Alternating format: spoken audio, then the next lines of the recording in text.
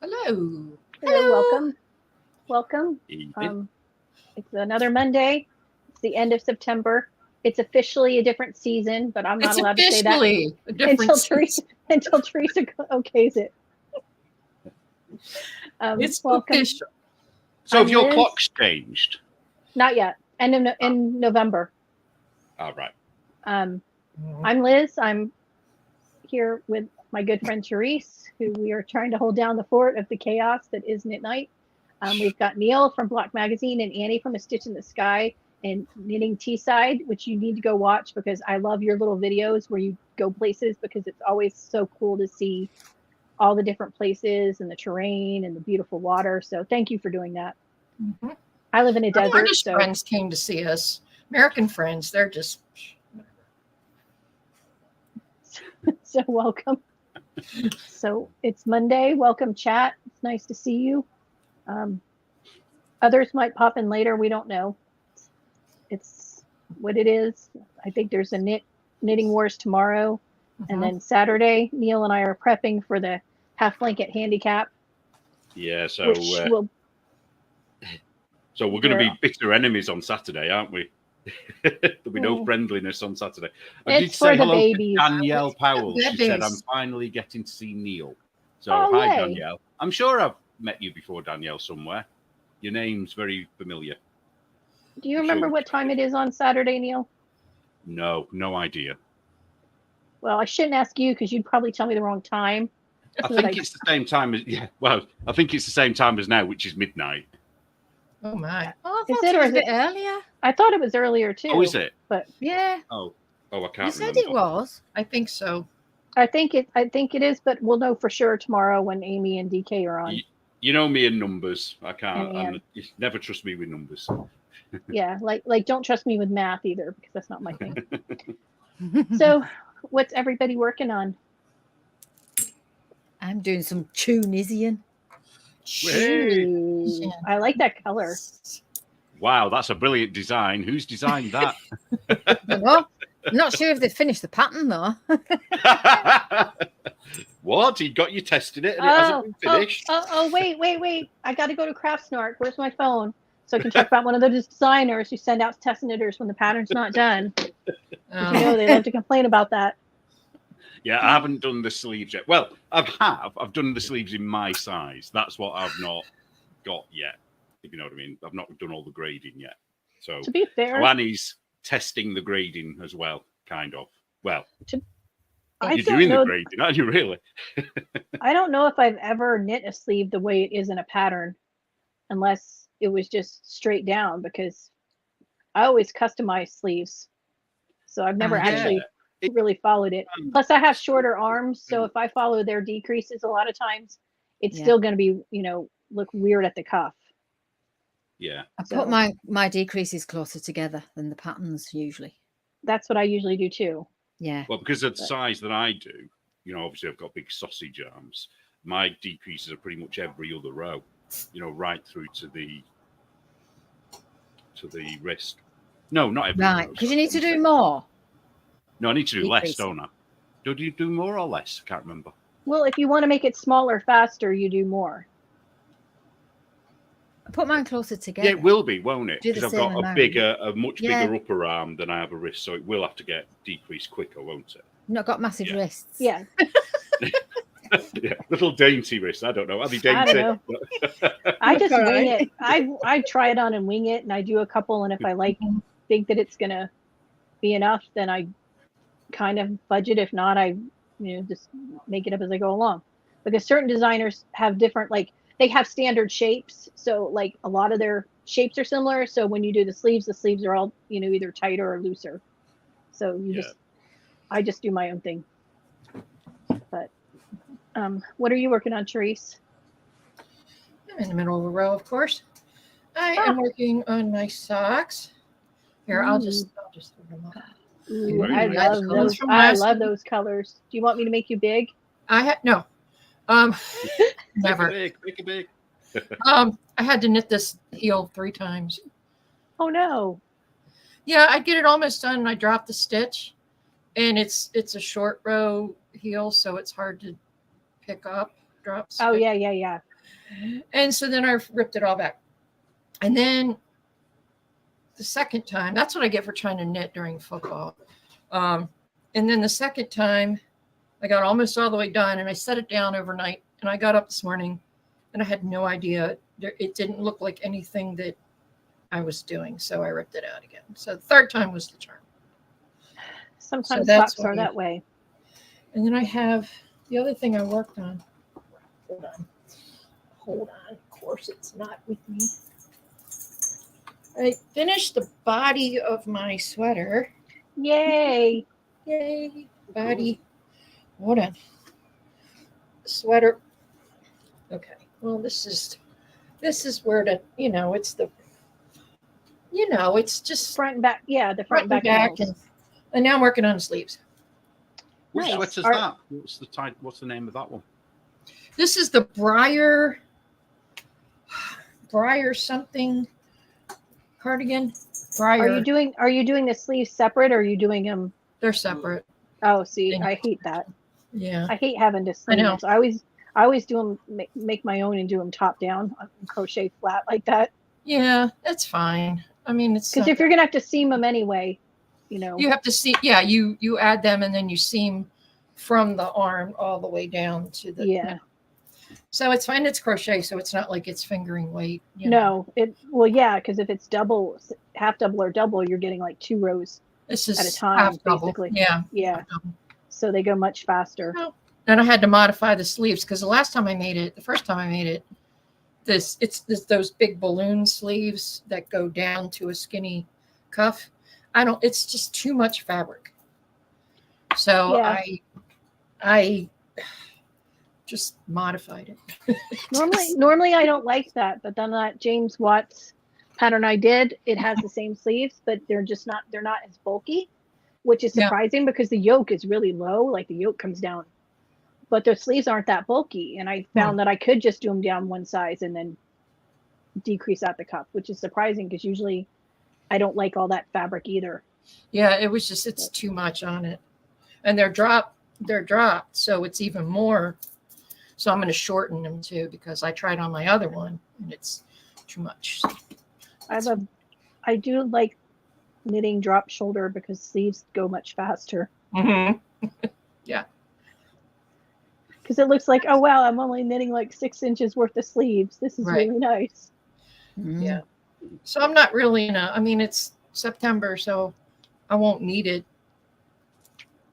So I'm just taking my time with it. I don't care. What kind of long collar? now, Annie? Don't have that far to go. Ooh, nice. Very nice. Well, I'm still doing me Guatemala. Well, when I say still doing it, I'm only doing it when I'm on these lives because it's the only thing I can knit that's brainless. So it's going to take me another 10 years. No, it won't. You'll get done more than you expect.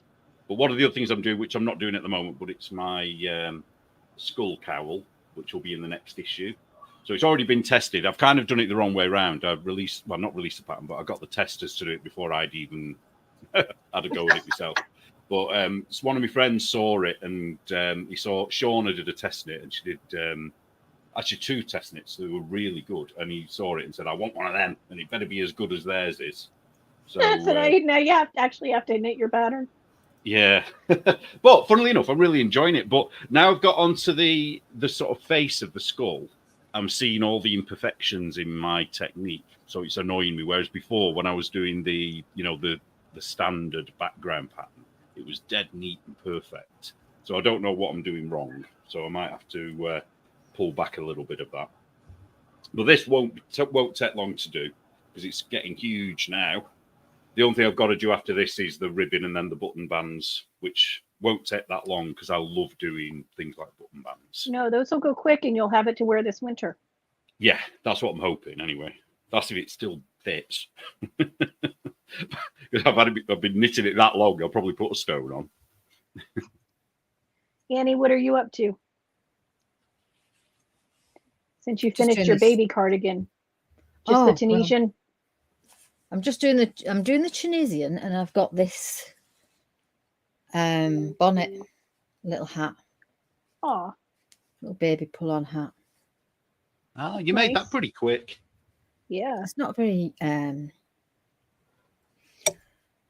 Yeah, I did, but it's not. It's just straightforward, you know. It's the lace is a little bit fiddly.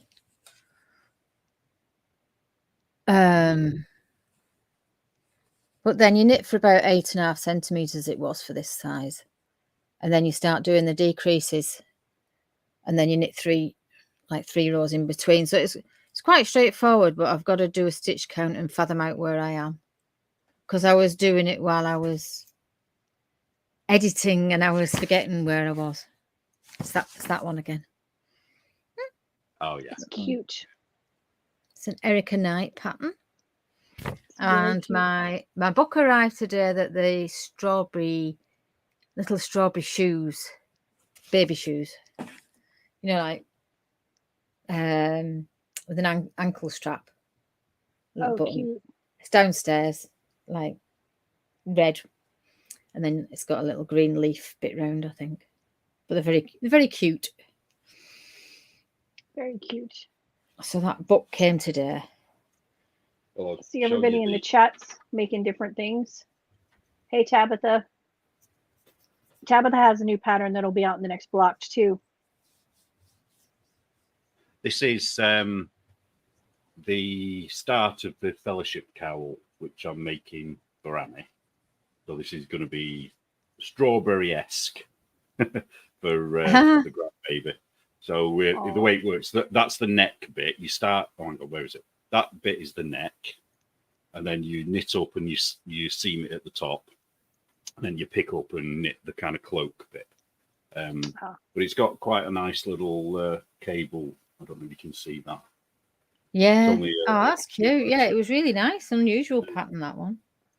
Yeah, it's got this bit in the middle though, and I think that's to make it fold. But me tension's gone a bit weird at that point, because you have to do some increases there, and whenever I do the increases, I end up pulling the stitches. So I'm hoping that'll block out, but it's acrylic, probably. you know, baby acrylic. So I don't know whether it will block very well. Is that the same color red that you're going to make your sweater out of, so that you'll match the baby, Neil? Well, be the baby, will I? It's not my baby. So. I know, but when you come visit, you can match. You can be Santa Neil. I've got to make myself a life size, a man size fellowship cloak as well, have I? The baby's due in January. Right. Well, I'm doing a size for a 12-month because I thought about that. I was thinking by the time I've made it, she won't be wearing it. 27th. No, but you might be here in January, or is it February? Oh, it will. Oh, yeah, it will. Oh, yeah, it will. Oh, then again, it might not be a good time to come if the baby's on its way. Well, I'm not having it. Well, you might be doing a lot of babysitting. Probably not straight away. Mother will be available, won't she? Probably. Fingers crossed, everything goes fine. The 27th is a good day. I'm just saying. She's due at the beginning, but she might be a bit late, but not that late, I don't think. Oh, well, that's my birthday. Or the 17th or the 19th, because one's my son's, one's my husband's. Tabitha, you need to sing that song, record it, and post it so we can listen. Oh, yeah, that'd work. Yeah, well, she's sitting in a bathtub full of yarn. So, yay. Looks like everybody's in the chat's busy. I've got my a corner to corner baby blanket for the babies, for Let Them Live. And it's lime brand mandala. I'm not sure what colorway. I have a couple of these, so I should have enough for the blanket. I thought it was suffragette colors at first then. No, well, I don't know. I could cut the part out that's not and make it a suffragette, I guess. But yeah, that'd be a little pressure on a baby, though, I think. And then I'm working on my third cardigan pattern for my pattern set. The other one I did is going to be not a pattern, because it's just going to be a one-of-a-kind one that I knit for my daughter, because it's the way the cables are. I'd have to rewrite each size to make the cables fit. Oh, so that's a pain. I don't want to. Yeah, I don't want to do that. So and this one, and this is the cable going down the slides and down the sleeves, and this one is only an 8-row cable, but only 2 rows have cable stitches, and they're just a 3x3, 2 3x3s. So it's super simple. It won't need a chart, written instructions, and this one's going to be longer. It's going to be like down past the hips and have pockets. So yeah. Always have to have pockets. Pockets, yep. Don't want to lose my stitches. So there's that, and then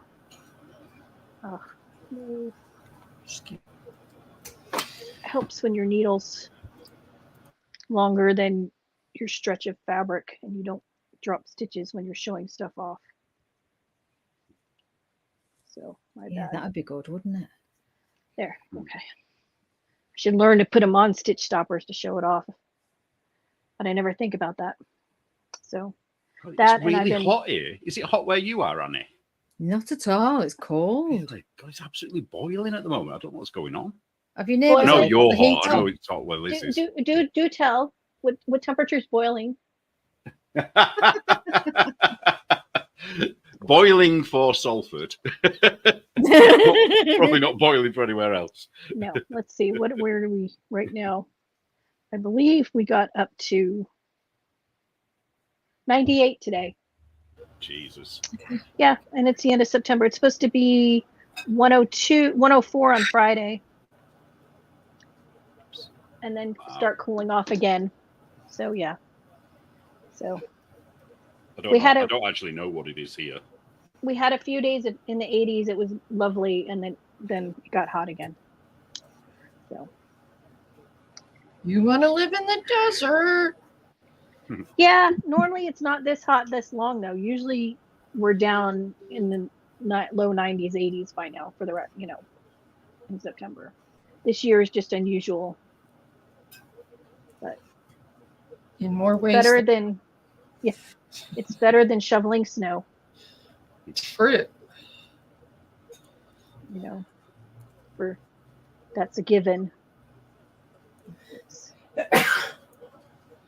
And you don't have the as much humidity or the nasty bugs that a lot of places do. We just get California trying to kill us with wildfires. We don't get anything really like that, do we? We just get floods, don't we? Like some places have been flooded, haven't they, this week? Yeah. We've had rain today. Though a train I was supposed to catch at the weekend was cancelled because of lightning, thunder and lightning, damaging the equipment. Ugh. Yeah, there was a leaf on the rail on the track. So, end of the year knitting. Does anybody have a bunch of plans of things they're going to try and knit? Nope. What, by the end of the year, or baby things? For next year? Well, kind of for next year, just things that you have on your list. I don't know if Teresa's going. I won't be going to Shenandoah Valley. I wish I could. No, that's too far for me. It's too far for me. I wish. Well, Annie's going to Yarndale, aren't you? I might go to Yarndale, yeah. Oh, have you not decided yet? Well, it's just really if my friend Helen wants to go, I'll go. Yeah, I was toying with the idea, but I don't know whether I could do all the walking, to be honest. It's a lot of walking, isn't it? It is, but it's not a massive area, and there's like seats halfway around, and the seats that you can go and sit down and have a break whenever you want. Are they making you mask? No. I don't think so, are they?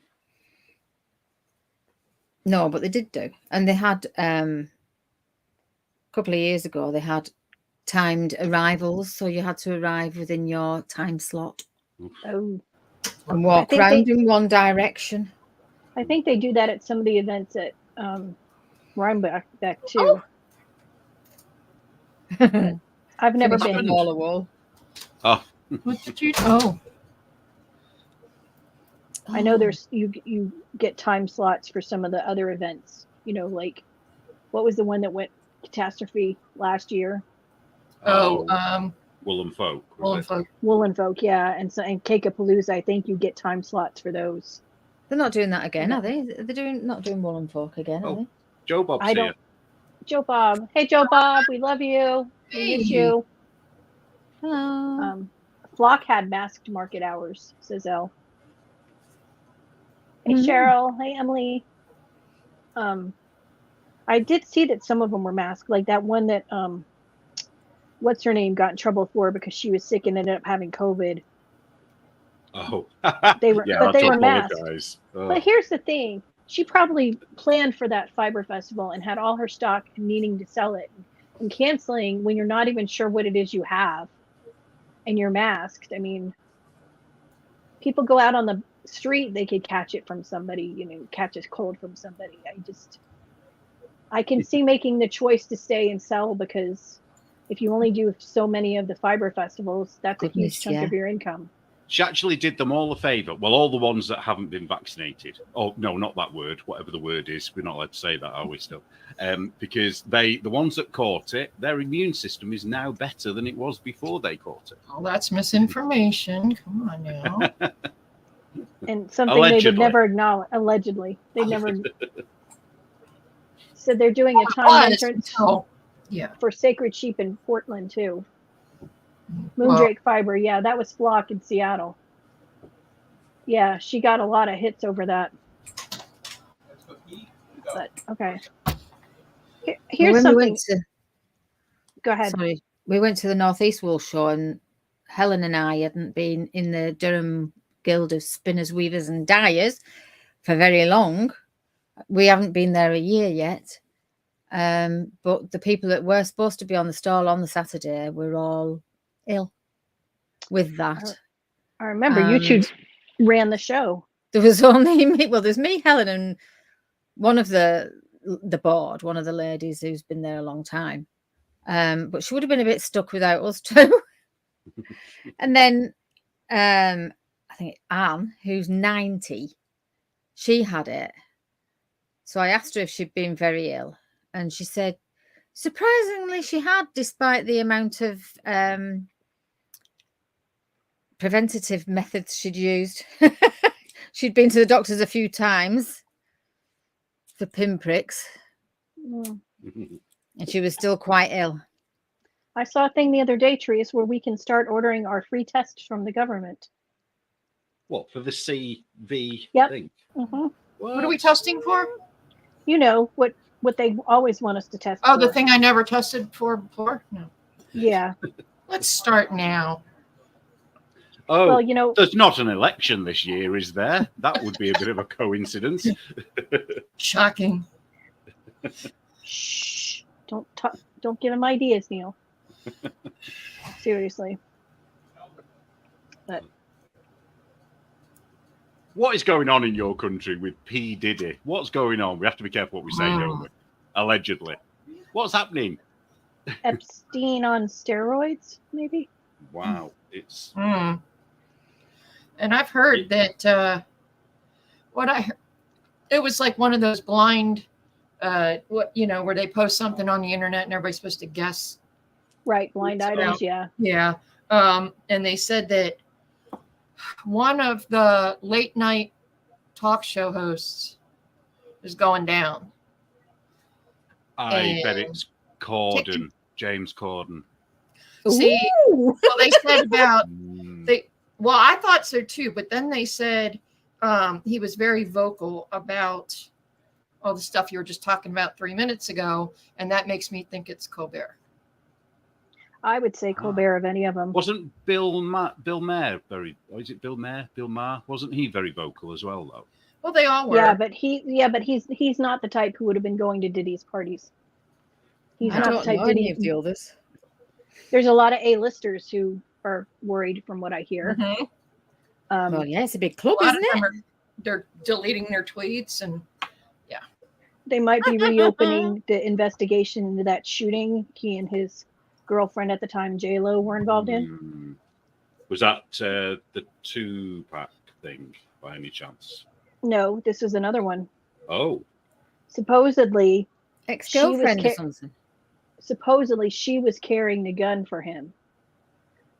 She and he didn't get charged. The bodyguard did, but there's a lot of questions over who was really doing the shooting and not. So Allegedly. I don't know. Keep saying allegedly. Allegedly in Minecraft. I've just heard different reporters talk about it, but a lot of A-listers who've made comments about Diddy over the years are starting to sweat it. But we'll find out. It'll be fun. Well, I suspect it'll be another one of those things that people do when they want to leave this world. That someone will help him along, if you know what I'm saying. He's on suicide watch.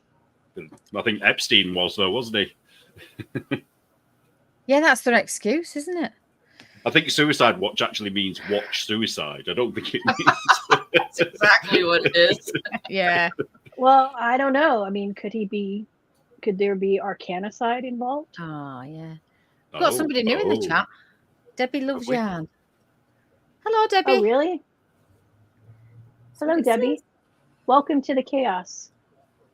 That's not Debbie loves yarn isn't the same as Yarn loves yarn, is it? Is it Yarn loves yarn? The dyer, is it? I don't know. Well, hello, whoever you are. Charged but not found guilty. I guess there's a lot of questioning about a lot of the A-listers who have been palling around with him since they were very Justin young. Bieber had a really rough time, didn't he? And Usher too. Both of them have been, because they were both teenagers. It sounds like Usher, though, and maybe Bieber did as well, though, because they often get embroiled in it later themselves, don't they? And then they end up being perpetrators themselves. And I'm not saying that either did, but I wonder whether Usher did. You know, where he was abused when he was younger, but now he's been doing it as well. I don't know. Allegedly. We'll have to see what happens. But I think with the internet, it's harder to cover up these things anymore, you know? Used to be they could, because there's so much video. This is why they want to close it down. This is why the governments all around the world are so desperate for us to not have X or Twitter, you know? I know, because they don't want the truth to get out there. Yeah. But unless it's their truth, you know. But what I wonder, I mean, we know the answer to this, but the parents of these young, starlets, whatever you call them, when they're like 14, 13, Britney Spears, for example, it's like, what were they doing? Why were they letting these things happen? Just so they could get them famous and get the money? Well, money. Well, I think in their case, a lot of like Britney Spears and them were working for Disney. So I'm sure the parents thought that there would be more protection because they were all children, which is not the case because people were pumping Annette Funicello full of drugs her whole time when she was there. So, but I think a lot of times the parents get caught up in it and the kids want to, claim their independence and emancipate from them if they don't. So they go along with it. I think the ones that are there, like the ones that are on set with their kids, are smart because I think they are able to protect their kids more. But it's really sad because a lot of them were not protected. And a lot of them, managing their family, the kids never see the money and then it's gone. But yeah, if anyone's got kids out there, don't let them be famous. That's what gets me, all these parents, these influencers who use their kids as content. It drives me crazy because your kids don't have a say. No. Do you think your kid, sure, you think it's cute because you're showing your 2-year-old running around naked. You really think when they're older, they're going to want that out there? Or, being, fodder for your parents' lifestyle? That's just wrong. Well, and there's too many people out there that would not have the best intentions when they watch that stuff. Yeah, exactly. Allegedly. So don't put naked kids. Don't put kids. Just don't. There's too many creepers out there. Yeah.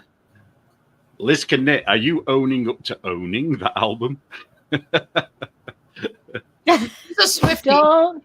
Hey, be nice to our friend Liz Connect. I'm teasing. I'm only teasing. She's a Swiftie, but we love her, and she's entitled to listen to whatever music she wants to.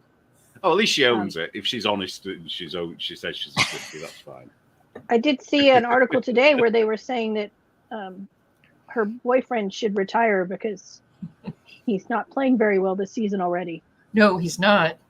Well, I read somewhere that someone has just been caught having a very passionate kiss with him somewhere, and it isn't Taylor Swift. Oh, I had not heard that. Yeah, or hang on, or is it that she's announced that she's pregnant with his baby allegedly? I think that might be it. Ooh. Yeah, because I was reading Crazy Days and Nights earlier today to see if I could find out anything about P. Diddy. Huh. Well, I know Kelsey in 3 games. He's had 3 games now. He's got 36 yards total. Yeah, and so we'll see. We will see. It was kind of nice to see, clips from the game, and the cameras were actually on, the game. Yeah, I'm sitting there going, she's not there. She's not there. Yay, we can watch a game.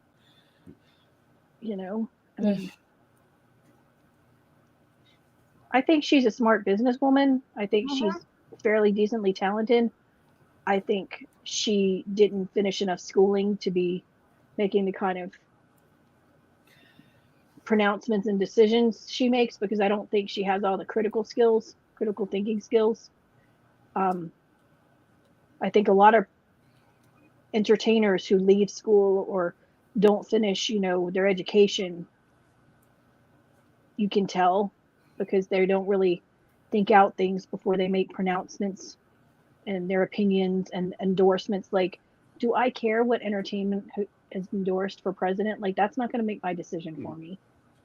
I'm sorry, but Well, and especially people who have millions, if not billions of dollars, they don't have the same experiences that we have. They just don't. Yeah. Well, that was did you see, I guess John Legend made some video about how people in Ohio should be welcoming to the Haitians, and they should be, welcoming them in, treating them and not being mean to them. And the people in Ohio went after him saying, look, you're a millionaire. You don't live where we live. You don't have the crime in our neighborhoods. You have no say in how we treat people in our, place that shouldn't be here. Right. He was calling them out for being mean to the illegal immigrants, and they weren't having it.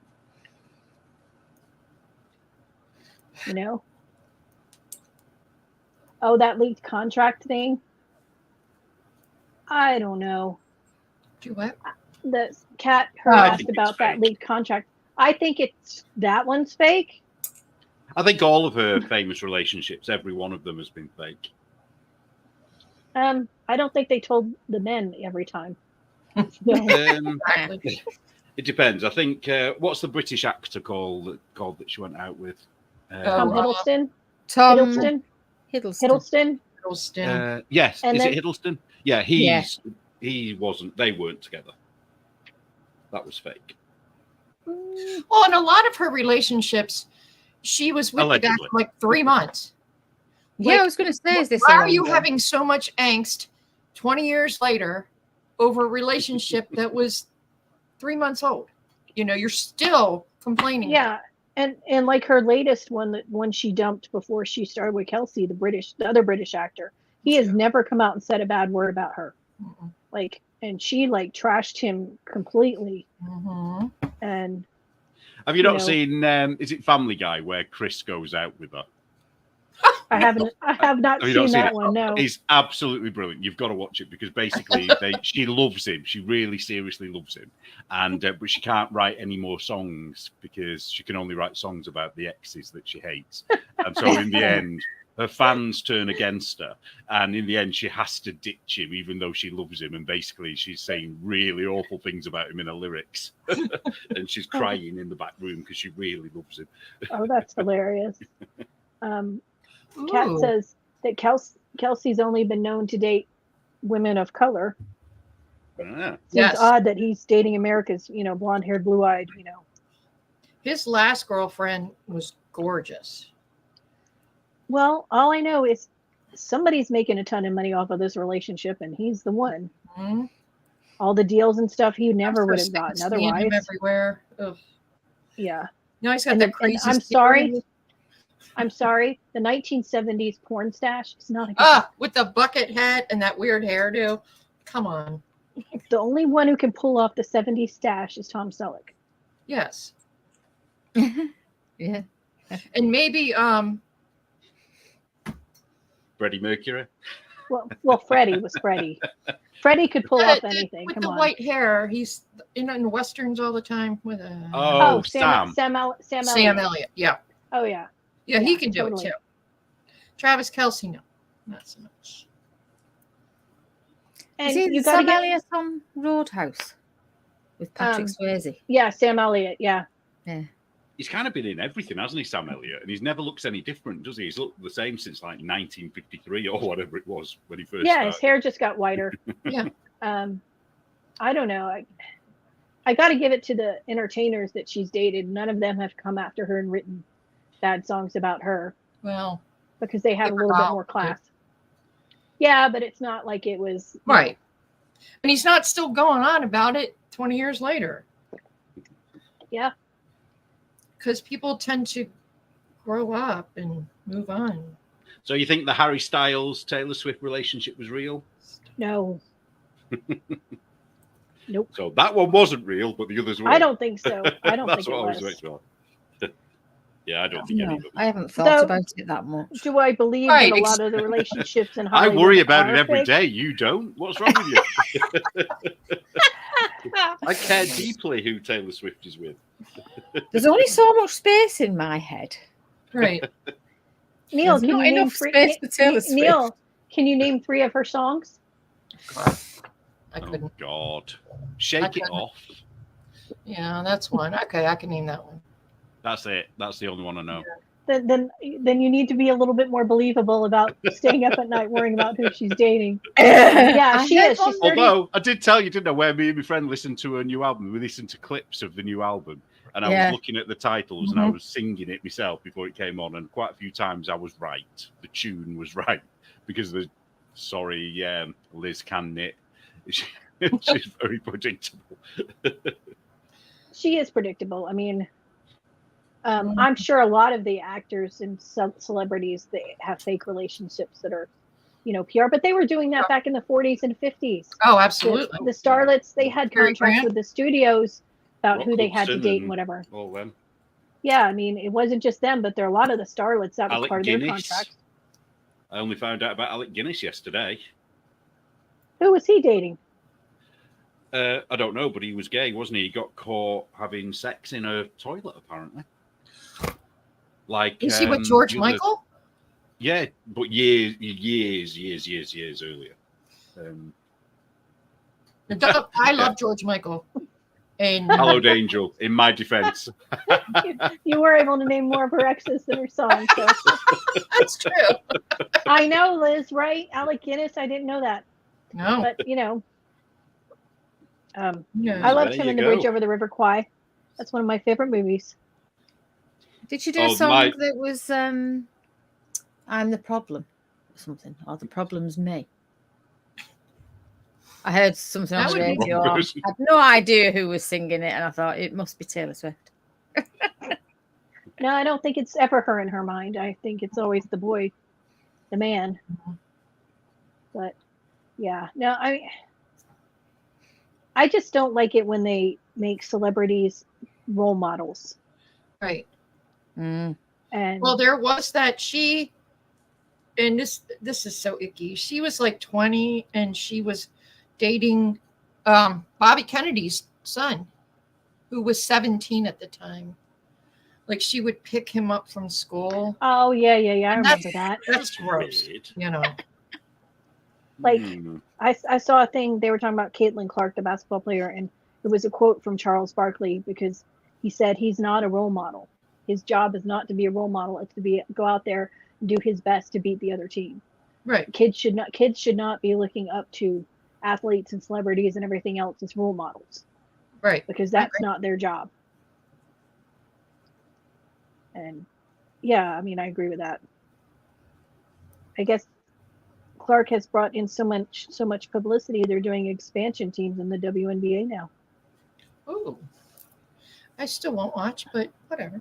I don't watch. Apparently, she bought the house next door to who? The boy from school. To what?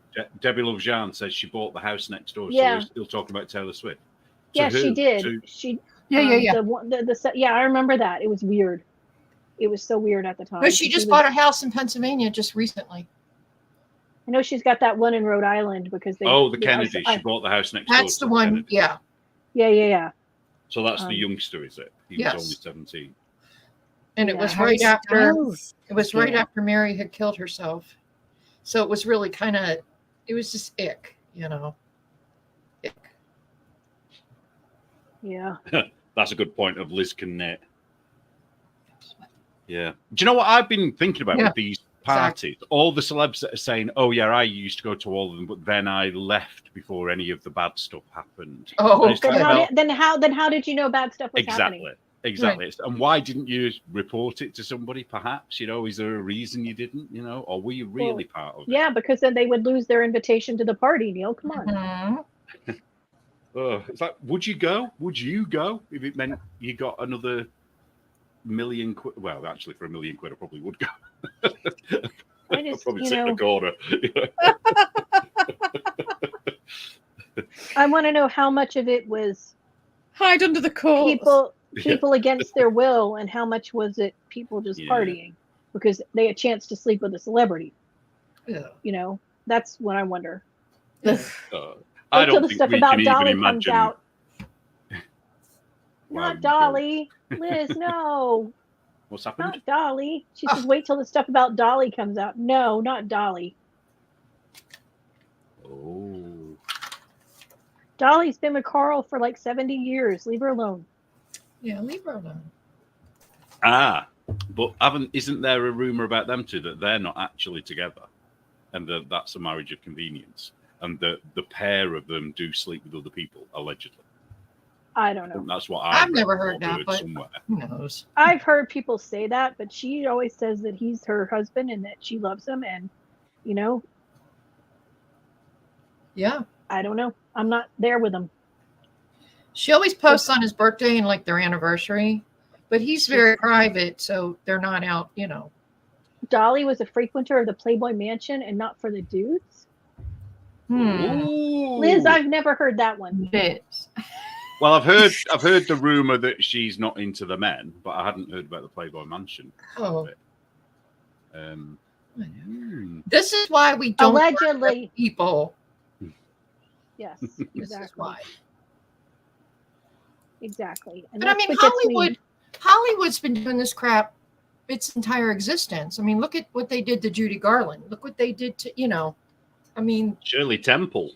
Well, she got I remember an interview I watched with Elizabeth Taylor, and they were talking, it was in the 90s. They were talking about, it was like around the time when Lindsay Lohan and her cocaine stuff. And she had asked her, and someone had asked her about that. And she said, you know, if you don't want the paparazzi around, don't go where the paparazzi is. You're perfectly capable of having a good time outside of where the paparazzi is. You go to, you know, there's no need to get papped. Because you can go Princess Diana. To have, she used to ring the press to tell them where she was and then complain. Yeah. A lot of them do that, or their press secretary does. Yeah, her daughter-in-law does that too here. All the time. You know, for that near catastrophic car chase in New York City. What, in New York where nobody gets faster than 5 miles an hour because of the traffic? Right. Yeah, pretty much. In downtown Manhattan at nighttime, Okay, I've been in that, and no, nobody's going, like Neil said, faster than 5 miles an hour. You're just Nope. But you know, I think if your husband's paranoid about how his mother died, and you keep him thinking that everywhere he goes, the paparazzi are following him, and not realizing, you know, your wife's the one making sure that happens. Well, she's also a narcissist, I believe. So. Oh, she's she's a piece of work. Mm-hmm. And I like the fact that an article just came out talking about how bullying she is, because it, you know, and it wasn't from her time in England; it was from her time here. So, Clearly, the people over there weren't making it up, because the Hollywood Reporter would not have printed an article without doing their due diligence. And since you're not seeing any lawsuits against them, right? Crazy days and nights today. So obviously, I have no idea whether this is real. But I'm just repeating misinformation. Don't arrest me, Keir Starmer. They were saying that even Kamala won't touch her because she has apparently approached her. Yeah, several times. She wanted to be doing introductions to her, and they've turned her down because they don't need her bad publicity. Plus, Kamala, which is a little ironic. Yeah. Well, not only that, but if Kamala thinks she has a shot at being president, she can't alienate the future king, the King of England, by ponying up to his son. Yeah. No. Well, I know there's a big controversy now because on their website they did a whole thing about registering to vote and whatever. And one of the websites they connected to, all the links were to liberal and Democrat organizations, not one. So it's actually against charity law because charities are supposed to be neutral, but they're not. So a lot of people are questioning the legality of that. Thank God that Keanu is clean, Liz, because if he wasn't, I'd be really sad. Yes. Because I love Keanu. Everybody does. If you don't, there's something wrong with you. That's because he's such a good guy. Like, he secretly takes care of, everyone on his set. Like, one set they finished filming and it was the end of the production and they're starting to clean up all the set and stuff. And he was there. He stayed actually there with the crew to clean up the set. Like, he does that kind of thing all the time. He supports, crew members who are ill or have sick kids or whatever. But he doesn't do it for the publicity. I've seen reports where he'll see somebody on the side of the road with a flat tire and he'll stop and help them change the tire. Just a decent person. I need to just comment on something Kat has said. Kat says, a British prince telling Americans to vote, please. Well, can I just remind you, we had an American president, Obama, telling the British how to vote. So, well, I know. So it was there, even though I don't agree with it. But it was just as wrong then. He tried to get Netanyahu thrown out. Yeah. They're still trying to get Netanyahu thrown out. Oh, that's the UN just voted that the Israelis are not allowed to be in the old city at all. It has to be turned over to Palestine. The Wailing Wall, the Holy Church of the Holy Sepulchre, all that has to be turned over to the Muslims. Ooh. Yeah. Did they not understand what they're doing? Reagan. That's the thing. That's the terrifying thing about it. I think they know exactly what they're doing. And that's if Reagan had only defunded and kicked out the UN like he wanted to, I know, the world would be a better place. Yeah, I wonder if Prince Andrew ever went to Diddy's parties. Probably not. Because he was busy. Whatever. He was busy allegedly at parties, wasn't he? Allegedly, yeah. Allegedly. Well, here's my problem. Epstein was terrible. But the only one who's gone to jail for Epstein is Maxwell. Yeah. Not one of the people perpetrating the crimes alongside him have gone to jail, and that's wrong. But that's what I think is going to happen with P. Diddy. I don't think any of the other people who are, implicated are going to go to prison. That depends. It's what P. Diddy's been up to is a lot more recent. There's probably a lot more video and evidence. I want to know why Justin Bieber isn't coming out and saying something. What? I heard he's having a mental breakdown over it. Yeah, Liz, I heard Calvin Robinson escaped England. I saw his video where he said he was leaving. Michigan. He's gone. Yeah. I like him. He's the voice of reason. Why would you come here? Because it's better. He can speak here. He can't in England. Yeah, because it's better than England. It's better than London. Just slightly. Exactly. Yeah. Well, if Diddy did all these terrible things that they're saying he did, there's a lot more people who know, and a lot more people who are going to be willing to fess up to not get Beyonce, Jay-Z, allegedly. J-Lo. Oh, yeah. Will Smith. Yep. and his awful wife. Oh, you know.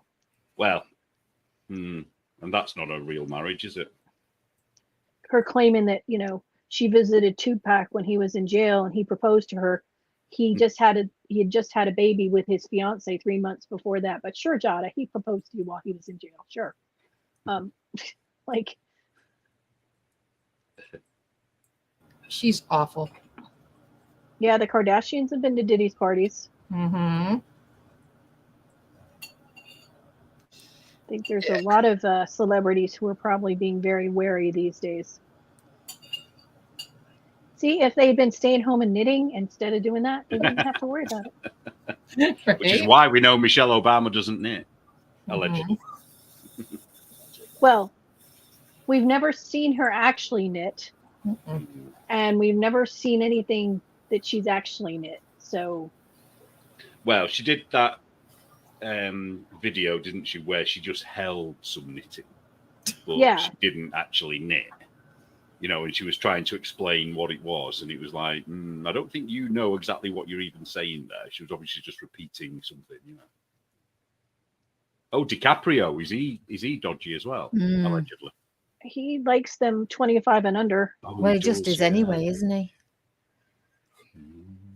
I did read an article today about Gates, who was whining about his affiliation with Epstein, and how he doesn't like the fact he's getting called out for it, and also how bad climate change is and whatnot. And I'm thinking, the man who owns 4 private jets, I'm really not going to listen to his opinion on climate change. Yeah. 50 Cent has been calling out Diddy for years. Hallelujah, that's true.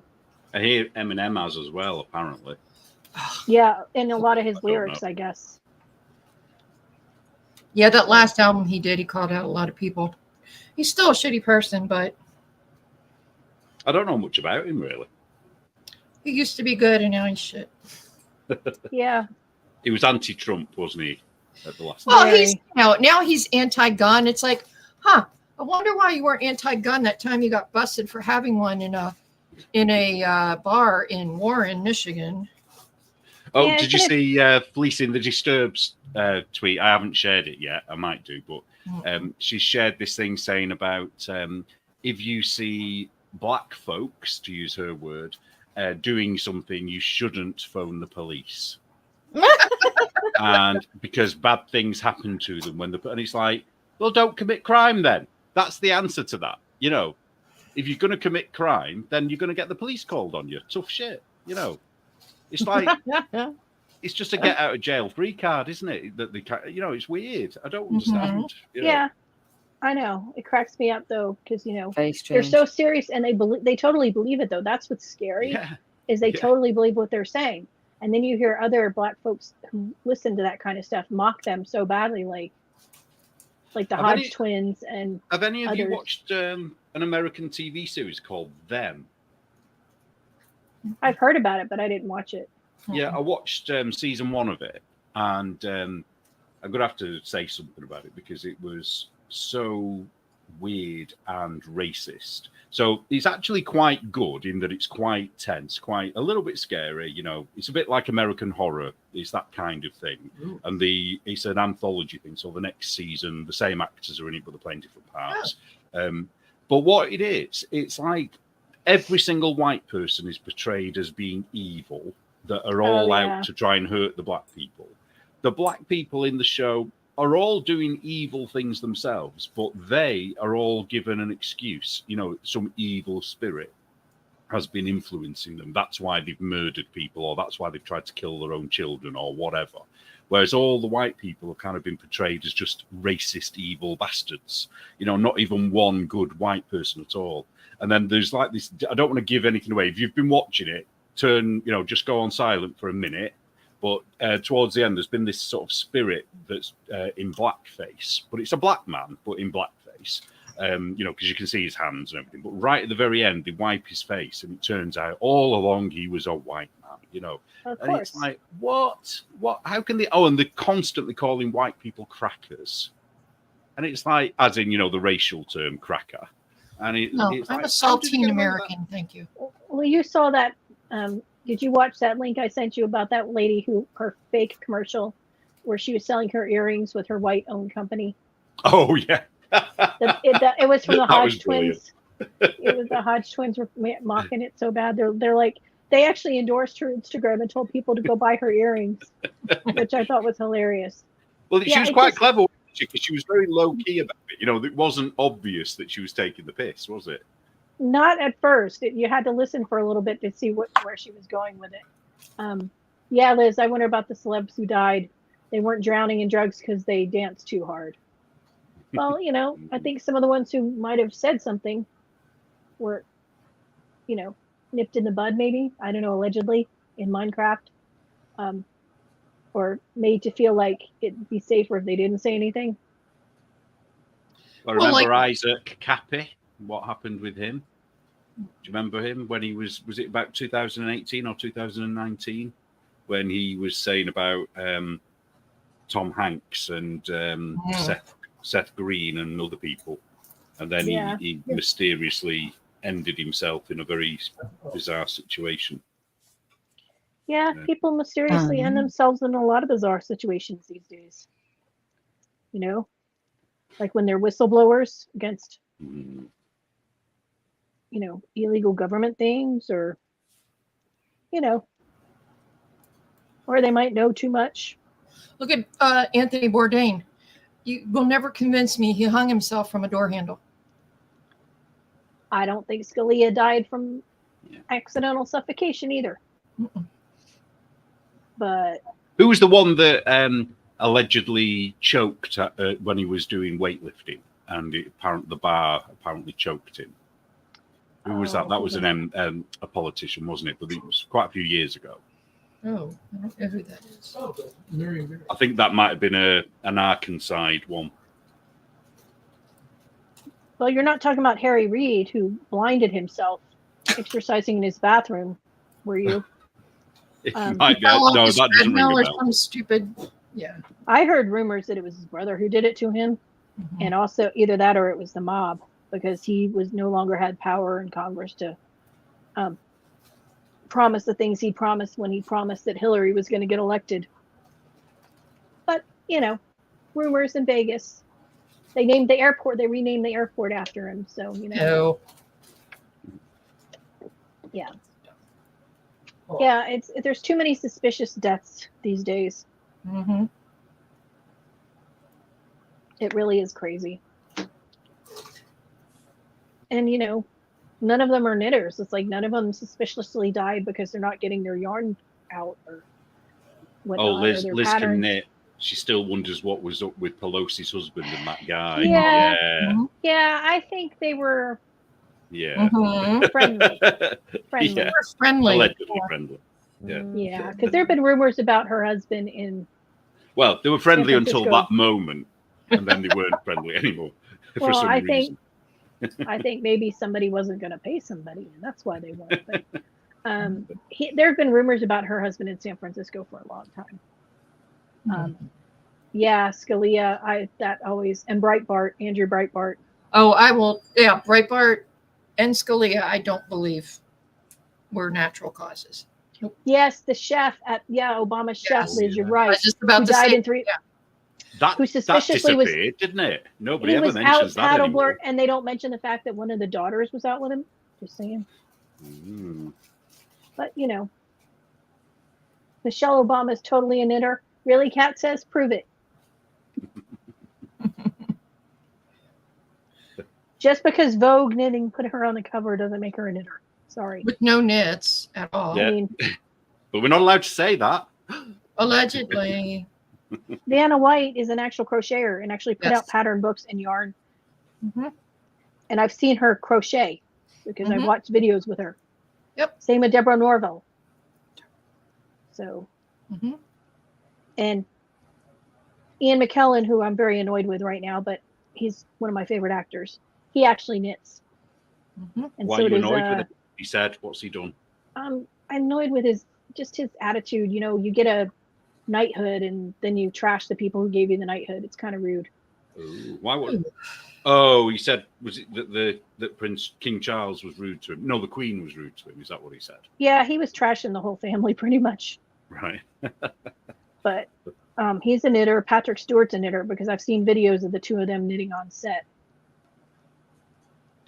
But I like seeing the old videos and the old photos of the old actors and actresses in the 30s and 40s and 50s who in between sets were sitting in their chairs knitting while they were passing the time. Yeah. We have these fire marshals here because, you know, I've told you about the cladding situation. So we've still got all that work going on. And until they fix it, we have to have these fire marshals that have to be here 24 hours a day. And every sort of hour or two, they have to walk around the whole building just to check there isn't a fire, which is all a bit ridiculous. But I often think I'm going to go down one night at 11 o'clock with some wool and some needles and say, you need to learn to knit, because they look so bored. Because I think they do 12-hour shifts and they're literally just sat there looking into the space, you know, because they've got nothing to do. You'd think they would take that time and investigate who killed your neighbor. Well, that, I tell you, that has become, we need Jessica bloody Fletcher on it, I tell you. Something very, very, very odd happened. And it's like they don't want to know. Nobody's saying anything. And there's been nothing in any media, nothing, no announcement that she's died. It's like it never happened. It's really weird. And they put the dogs back in the. I think I told you about that, didn't I? Because I had to ring the RSPCA about 2 days later because they'd left the dogs in the flat. Was she a spy? Well, she was a pretty thick one. If she was, unless she was an acting, you know, she was a good actress, maybe. You're just supposed to think that, Neil. She's probably very talented. Yeah, Kolchak the Night Stalker. Yeah, I remember that.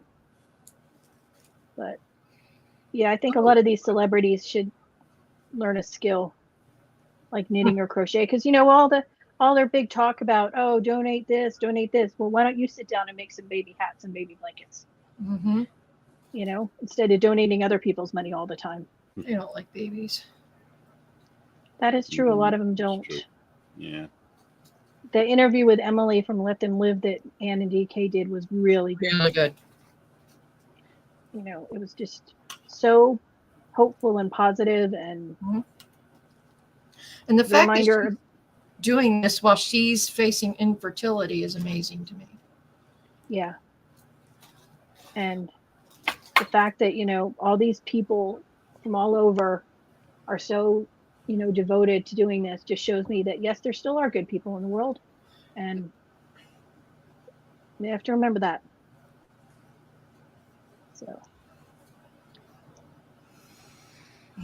So what knitting projects do you have planned for the future, Neil? Oh, quite a few. There's a couple of things that I can't say on a live, a couple of secret projects. I've been doing loads of charts. I'll tell you what, I've got a chart of Donald Trump that I'm going to ask if anybody would like to knit it. So shall I share it? Shall I send it to you so you can put it on the screen? How do I do that? Where am I? I don't know how to do that. Oh, talk amongst yourselves while I figure it out. Or can you send it in the private chat and then I can open it? Maybe, I don't know. Yeah, I can put it in. Well, I think I can. I'll try. Or you can just you can stick it in the regular chat and people can just have it if they want it. If you want to do that. Oh, hang on, I'm not in the chat. Wait a minute. How do I do that? It doesn't like letting me into the chat for some reason. Okay. Yeah, an error occurred, but it's not your fault. Well, thank you for that. Cares about your feelings. That's nice. That's so sweet. Can I do? Here we go. I think I can do this. Wait a minute. Right. Or you know what? You sent it to me. I think I can just open up a picture of it and show a picture of it. Did I? You showed it to me the other day. You showed it. I put it in Telegram, didn't I? That's what I mean. Yeah. I just got to remember which one you put it in. Oh, jeez. Here it is. Okay. I've lost you guys now. How do I get you back? I don't know, but this is his chart. It's very cool. So if anyone wants to test knit it. Now, Neil, there were two charts. There was one there's that one, and then there's the one that didn't have all the white. Yeah, that's this one. Yeah. Right. That one that you've just shown is one that will be easier to knit because it's got those dots in it to help with the floats. Right. Okay. Well, you could have either. You don't. Or you could do ladder back on the other one and use the other one. That's true. Because I discovered ladder back, and that's my new favorite. It's great, isn't it? It is. It's the so last cow underused. I did for you, I used it. And it's so easy. Once you do the setup row, it's so easy. And then you don't have to worry about all the pulling and stuff of your stitches. And it's very cool. Did you get the pattern I sent you for the knee warmers, Neil? I did, yes. They were cool, actually. They were cool. So then you can warm your knees in the winter when your government takes away all your heat. Yeah, they're going to. Yeah, I don't know what I've done, but I can no longer see you. So it's like it's on my computer somewhere, but I can't find it. Well, we can still see you, though. Hey, Anne, yeah, and I can see on the TV. I've got you on the telly, so I can see you there. But what do I do? I don't know. There was a picture I was going to show you, but now I can't find it. Well, you can. I can see you on the telly. I've got you on the TV at the end of the room, so I can kind of see. Do you want Donald to be a cowl? Do I want Donald to be a cowl? Mm. Well, it's written as a cowl, but you don't have to knit a cowl. You could change, you can just use the chart and not do the ribbing at the top and the bottom.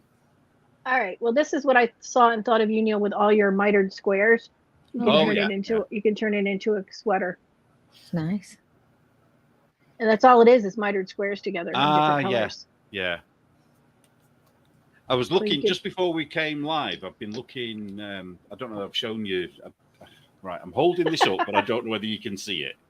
Yes. Yeah. Can you see it? Yes.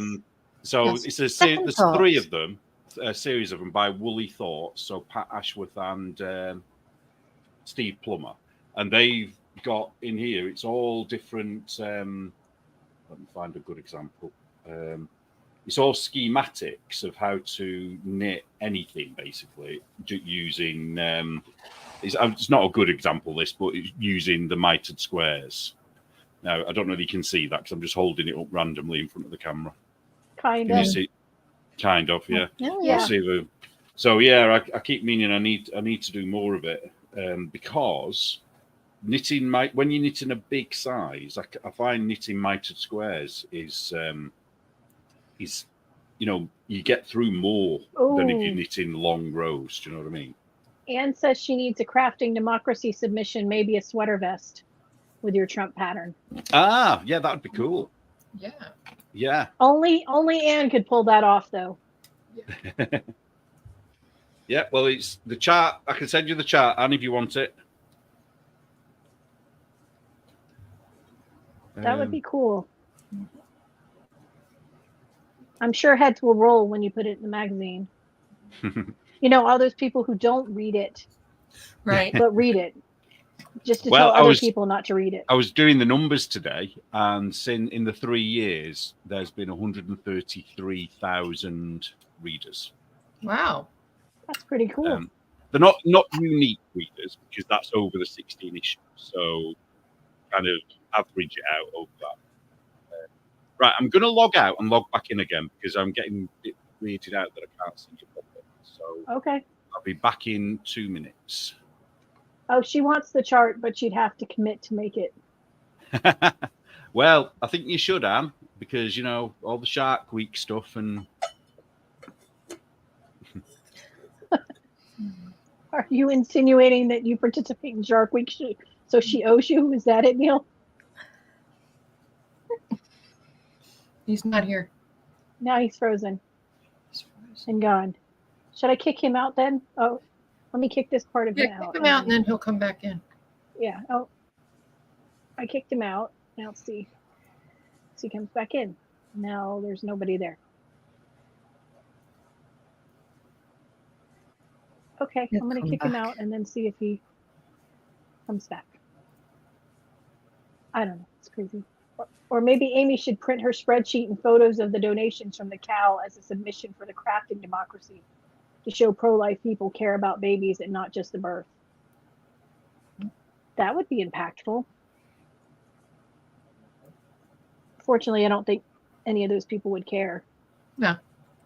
But that thing in the article, I don't know if you saw it, I posted earlier, Therese, about the late term abortions, and the person had called the one clinic and they used the term fetal demise. And I'm thinking, well, if something has to demise, that means it's alive. Right. So you're acknowledging that it's something that's alive, and yet they always claim it's not. So there he is. He's back. I think I figured out what the issue was. What? I've got Google Chrome, and I've also got the Microsoft, whatever it is Safari. And I always use Google Chrome, but for some reason StreamYard goes on the other step, right? So I was looking for it on Chrome. Okay, now your sound isn't great. Audio is weird. Can you hear me? Yes. Now we can, yeah. Can you still hear me? Yes. All right. Yeah. So yeah, I don't know. I've seen a thing recently, and I don't know if this is a thing where people post about going to a class and learning a technique, and then suddenly they're doing tutorials on it. And I'm thinking, you paid for that class. That's somebody else's thing. Their knowledge. Yeah. I mean, are you using their tips and tricks to do a tutorial? Because that's kind of crappy, but unless you have their permission. But if they're charging for a class, you'd think that they wouldn't want people giving out stuff for free. But I don't know. It seemed odd to me. I've seen it a few times recently. Well, I'm on a mission at the moment to try and get a book on every technique, every knitting technique. So, because I did a list and I was trying to get as many things as possible. So some of them are really old ones. So, double brioche, triple knitting, entrelac, isn't it? Not entrelac. Shadow knit, all of it, and I found there's a new one that I didn't know about, which is swing knitting.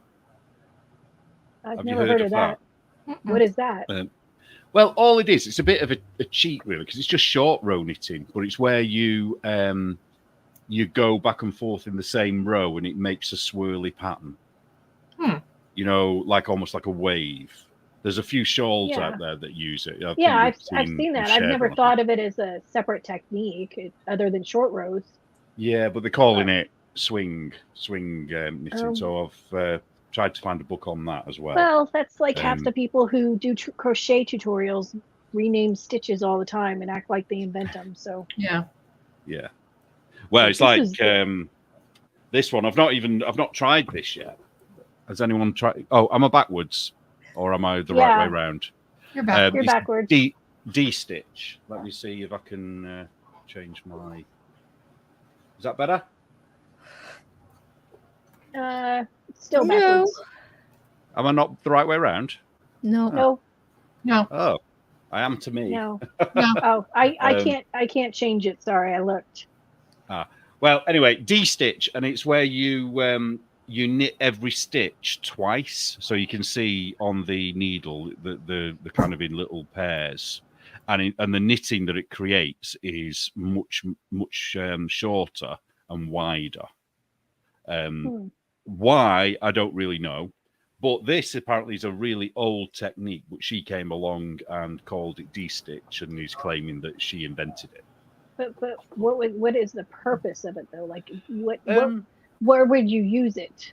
I think it makes a denser fabric, so that, I don't know, if you lived in Alaska or something like that, I think that's the issue.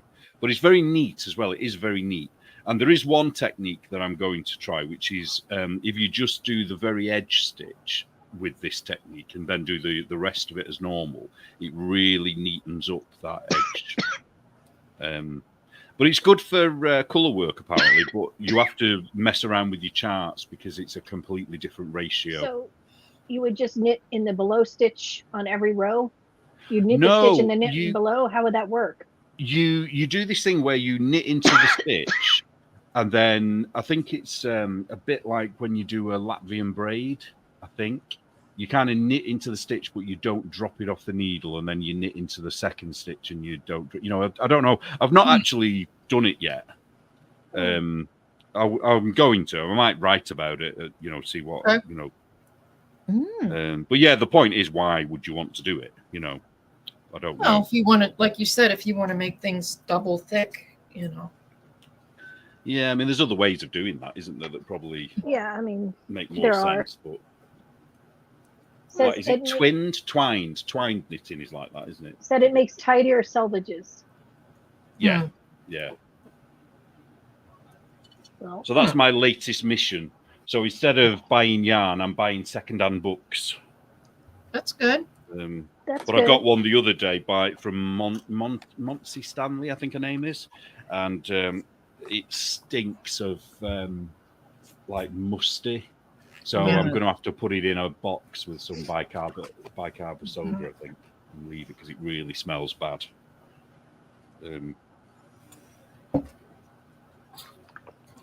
I have to go to bed. My eyes are. Yeah. Thanks for coming. Thanks for coming. Like peels in the snow. Our friend Jocelyn said it snowed where she was in Alaska. So. Don't think we'll get any for a while. It says it's good if you want solid fabric breaking up brioche without adjusting row gauges, since both are worked twice. Oh. Ah, right. Okay. Trace, we really got to learn brioche. I know, it's on the list. Brioche is easy to read. It's really easy. It's been on our list for a long time, both of us. I have done like a little swatch of it, and yeah, it is easy. I have a problem with the terminology. It's easy to make a mistake. Right. It's very confusing to me. If you just tell me, don't use all these little names. Oh, that's nice. That's nice. I like the color. Yeah, see? Yeah, it's kind of a bit reversed. Yeah, you know what I struggled with initially was in the round where I could never find an explanation that told you what to do with your two yarns. So I was kind of crossing them and ending up with a weird stitch, but you literally just leave them where they are, don't you, with brioche? Oh, Joe, we miss you, and we're sorry that you can't be here, and I'm excited to see what you send us for giveaways, so that'll be fun. So especially the fact that you're actually doing it, so it's exciting. Yeah, I want to win one. Heck. Yeah. Right. Speaking of giveaways, I've got a cowl competition, $50 prize. Oh, I should do that. Bye. Oh, see ya. Bye, Annie. Thank you for coming. Bye, Annie. Get some rest. I don't have time to design a cowl. I really don't. I got to design a Christmas pattern and then a baby hat pattern. So I do not have to do any of that. Well, that's if we do that thing in January that we were talking about. Yeah. Oh, yeah. For the babies. For the babies. The babies. Oh, I finished Schitt's Creek. I was going to say, we all need to talk like Moira when she says, baby. Baby. Baby. The best episode was the one where he wet the bed. Yes. I thought that was I was so sad when it was over. I was like, I want to know what else they do. It was so clever because at the beginning, I hated every single character in it. I thought not one of the characters is likable. But by the end of it, I don't think there was a character I didn't like. Mm-hmm. They're kind of really warmed to them. They all have their different, Except Chris Elliott. Chris Elliott is the same character in everything he's in. Oh, which character is the mayor?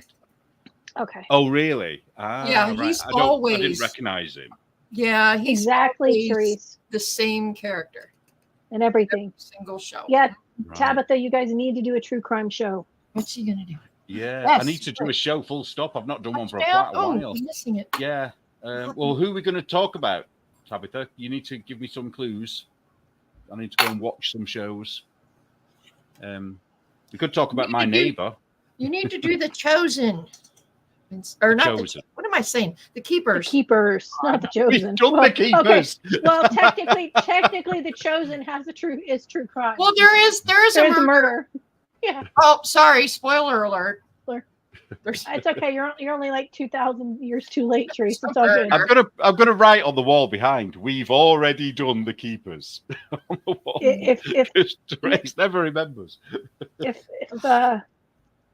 If people haven't realized, that there's a murder in that yet, then they haven't been paying attention. Okay, I don't remember you doing The Keepers. Maybe I'm a little put out because I was not. You were in the chat. Knowledge of the. You were in the chat when we did it. Joe Bob wants to show us her scarf. Yes, Joe Bob, send it to me and I'll show the picture. I want to see it. I've managed about that much of it, Joe Bob. I started it and I've got about that far. My daughter just took my phone, so send me a picture, and when she brings it back, I'll post it on the screen. Sorry, she swiped it. And I don't have Telegram or on my other tablet, so. Or put it in, just put it in something, and I'll find it. Or send it to Therese. Send it to Therese, and she can post it because I don't have my phone. I can hold my. Yeah, she can hold hers up. So. What? Aren't we so tech savvy here? We're just we're just like the best. I opened my Telegram to see, and Amy's talking about bowel cleanse, and I did not need to see that. No one needs to see Nobody that, needs to see that. But it's a thing of life.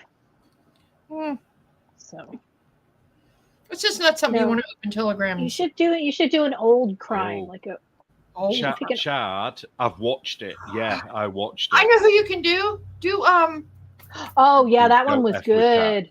Yeah, that one was good. The internet solved that one. Oh yes, that was. But it means having to watch it again, and I don't know whether I want to watch it again. No, I wouldn't watch it again, but it was good. I can't remember the details enough to talk about it, but yeah. That was good. Do Natalie Holloway. Yeah. The American girl who went to Aruba, and Jorn Vandersloot, the Dutch kid, killed her. Yeah.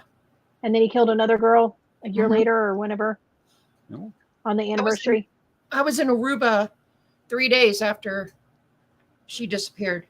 It was crazy. Everybody was so nice. They were like, we didn't do it. We're so sorry. We're so sorry. Like, don't apologize to me. Like, that wasn't the hotel people's fault. You should do an old one, like Chappaquiddick. Ooh. Oh, is that the Kennedy? Yes. Yeah. Mary Jo Kopechne. Yeah, you could do several volumes on the Kennedys, but yeah, you could do Martha Moxley. Yes.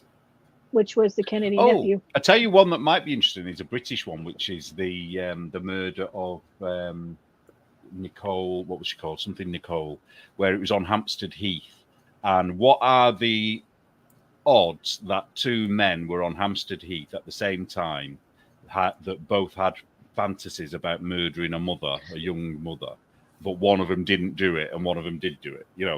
Did you remember that? Colin Stagg, the guy was called. Who was there was one where Fanny something was the name of the girl who died, was killed by a guy, and then like 100 years later, someone with the same name killed a girl by the same name in England. Oh, are you thinking of Fanny Adams? Yes. Sweet Fanny Adams. Yeah, Sweet Fanny Adams. Yeah, I saw a show on that. That's really sad, actually. That story. We say, you say when you're not going to get something or not much, you say, "Oh, I've got Sweet Fanny Adams from that." Say you didn't get paid. I got Sweet FA. So people say Sweet FA, thinking it means fuck all, but it means Fanny Adams, and it's because she was. So she was in such small pieces, basically, when they found her. Yeah, that was terrible. If you want a weird one, but not in the way you expect, Tickled. Tickled. I don't know that one. Don't know that one. Oh no, I don't know that one. I found it. Damn it, Amy. Amy's not in the chat, is she? Because I'm about to yell at her. Who? Who's not No, there? I don't think so. Amy. Amy. She's on a roll tonight. She's talking about football on Telegram, and she just called the Washington football team the Foreskins. And now I'm ruined. Of them, now I have to call them that all the time. Actually, I just read an article about them, and the family of the Native American man who was the model for their logo, who was also the model for the Indian nickel, they were pissed that they changed their logo because they weren't asked. They said it was very disrespectful to him for them to change their logo because he was so proud of being the logo. It erases them from the history of it, doesn't it? It's like, they said. Jemima or Uncle Ben or whatever, Or that's what they said. So they're working with the Commanders now to, I don't know if they'll bring it back or not or change it, but something. I just don't understand why the Redskins had changed their name. The Indians had to change their name, but the Chiefs don't. They've been trying to get the Chiefs to. The Chiefs have been fighting. There's a number of teams that have Indian references, names, and they're not changing. The Braves, the Chiefs, and let's not even talk about the college teams. Oh, I know. So it's like either their ownership are weak. I don't know.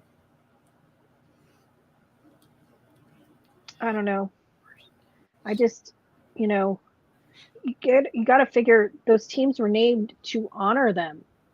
You don't name your mascot something that you want to mock or disrespect. So it's like, I know a couple schools had to change their names. One of the colleges were the Crusaders. They had to change their names because, that's bad. Well, they've come after Ole Miss for the Rebels. Well, ours had to change their mascot. I think the Running Rebels because Rebels is bad. Oh, we've had a knitting question. It's a little bit far back. It's from Elle.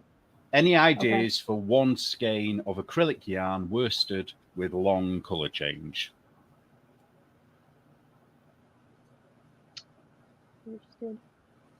If it's only one, it can't add maybe baby stuff. A hat and booties, maybe. Yeah, see, just one. The ones with the long color change, I like Noro because Neil mentioned interlock, however you say it. And that's usually good with long color changes. But if it's only one skein. Cabot Cove Knits says a murder knit shawl. Murder knit shawl. That would have been my next suggestion. But I was waiting. Is that going to be a Cabot Cove shawl now, though? Oh. Yeah, how large of a skein? Is Elle still here? That's the. Don't know. Okay, that's Joe Bob's scarf. Excuse the cat. Oh, brilliant! Looks great, Joe. Yeah. I wonder how much. OG. I wonder how much she would get done in one ball of acrylic, doing that pattern. I don't know. I've never done the jelly roll, so I don't know. Cabot Cove says it's the OG, so it's the Murder Knits. I guess she's going to need a Cabot's Cove shawl pattern next. Yeah, I think the cowl. She's doing a cowl, isn't she? So she did the Hogsmeade cowl that's going to be in the magazine. I think 220 yards. It's 220. That should be enough to do a Murder Knits. It's enough for a Murder Knits because you can do a Murder Knits with one skein of DK, which is usually 220 to 240. So how big is it when it comes out with DK though? How big is it? Tabitha would know. I've only ever done a DK with two skeins or a skein and a half. Oh, I did it with minis. Done it with bulky. Yeah, I did it with minis. You could do it with a loose gauge on, like Tabitha's loose gauge. It's clearly, she's done a bulky Murder Knits on one skein bulky, and it's big enough. So there you go, Neil. Big enough. Big enough for what, though? That's the question. It's Tabitha. Just go with it, Neil. You haven't learned not to argue yet? Come on. No, I've still not learned that lesson. Yeah, really. I mean, come on. It's Tabitha. But I'm British. We don't give up. We just keep going. You just when we're better going practice. through hell, we just keep going. It was a good size for Paisley and a small for me, but it still looked good. Okay. There. What about your cow, Tab? The cow one you did, the twisted one. Would it work on that? You think? Oh yeah. It's got two colors, though, hasn't it? Oh Yeah, but you could do it with one color. I mean, yeah, you could. Yeah.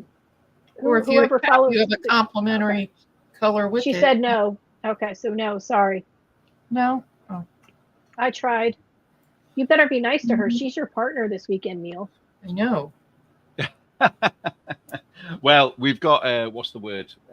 We've got a shared mission, a shared aim. So we'll To distract the rest of us, so you can knit.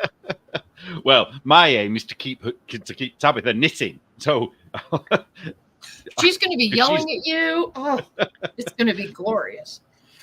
You mean you can already hear knit faster, Neil? I can in hear your it. head? I can hear it. yeah, it's going to be Neil, you rat bastard, knit faster. That's what she's going to be saying. She said it would be perfect for. It would be tight and perfect for Joe Bob, who thought it was too loose. We plan to cheat. Okay, I see how it is. Deplorable, if you're out there, just so you know, they're planning to cheat. So Uh-oh. Stop the steal. I'm just going to do my best. And, I don't know that I'm as fast as other people, but I'm just going to do my best because it's for the babies. It's for the babies. And, Yeah. yeah. Yeah, we need breaks. At the I end, think. We might have to factor some breaks in. Yeah. Amy was talking about that before. Yeah. So Well, we'll have to if see. if Caro and what's the guy called? Forgot his name. Mike. Epic Mike. Epic Mike. Mike. What they could do is give us all breaks Not Magic individually Mike. at different times, so that they could Magic then Mike. talk to us while we're not knitting. Yeah, call him Magic Mike. See what happens. Okay. Oh, there's a true crime for you. The astronaut lady with the adult diapers. Like you're in NASCAR. Yeah. No, like the astronaut lady who wore them when she drove cross country to Right. try to kill her ex's girlfriend or whatever. Yeah. Good Well, times. Isn't that what we say about that person that does those 24-hour Yes. hate things? She who we do not name on here. Mm-mm. Yeah. We don't give her any. No, I'd rather talk about Beetlejuice than her. I heard the new movie's good, so I want to see that, but I'll wait till it's in streaming. I've heard mixed because reviews, so I don't know. I'm not going to pay to go see it. See it when it comes to streaming. Yeah. Oh, Craft Snark Yeah, does their own Netflix thing. soon. They're just, I don't know. The thing is, Craft Snark, I agree with him on a lot of things, but a lot of things are over the top. And I get it snarking, but it's just unnecessary. And anytime anyone calls them out when they're being a little unnecessary, then they get, well, you didn't have to be here, and it's snarking. And I don't have a problem with Craft Snark if they stick to opinions about whatever the craft is. So, for example, if someone's designed something and they don't like the design, criticize the design by all means. But when they criticize the designer, for, I don't know, for not having the same belief system as you do or whatever, then it's wrong. Are you insinuating they've done that, Neil? Yes, I am. I'm not allegedly. I'm going to say they have done that. I'm going to slander and whatever they call it, slander and libel them. But Neil, they would never. They're inclusive. Don't you know? They say so themselves. Yeah, they kind of killed themselves with the neural rules. Bitch eating crafters I've been reading that recently. Me too. They're pretty funny. And I don't like it when they go after hobbyists. If you're going after somebody who's professional or selling something, that's one thing. But when you're somebody who's, just posting their craft and want feedback and they go after them, I don't like that. But there was one, was it yesterday?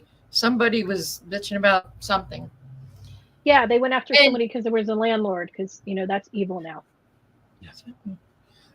Because they don't like not democracy, capitalism, but they're all capitalists on the quiet.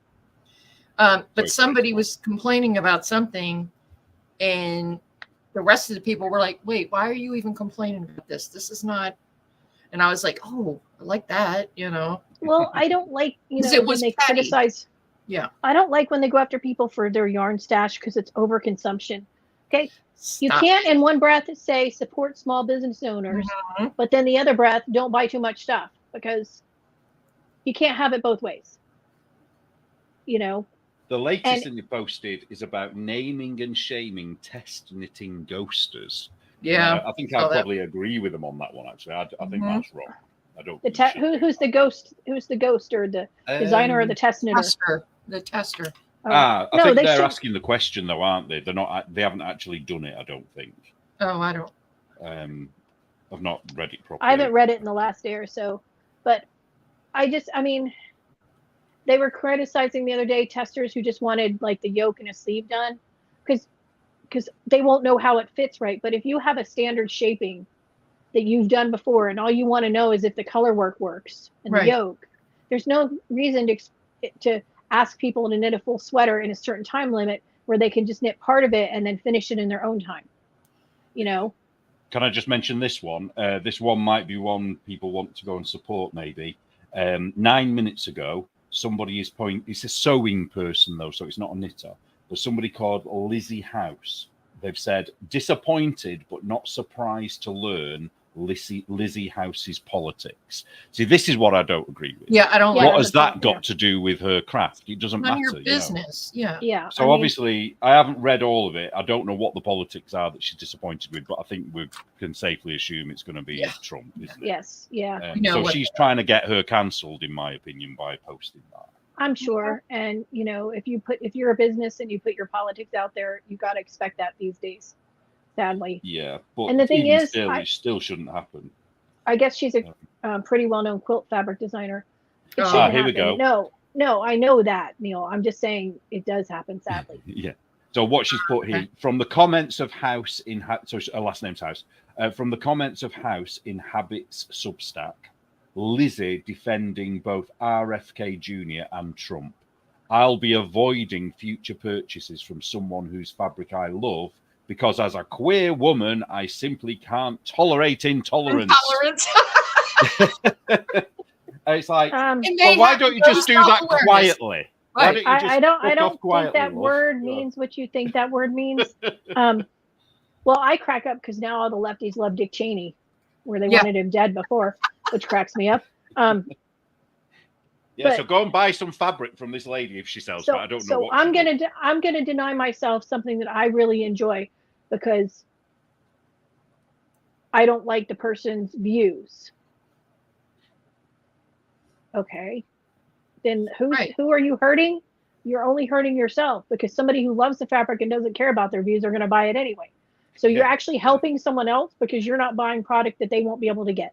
Right. I might share that later on, or maybe tomorrow, because I'm going to be going to bed shortly. But I might share it just to hopefully get some business. See, that's how I was about the whole NFL thing. Yeah, I know they were really shitty about a lot of stuff, but that's something that I enjoy doing, and they've taken away so many things from me.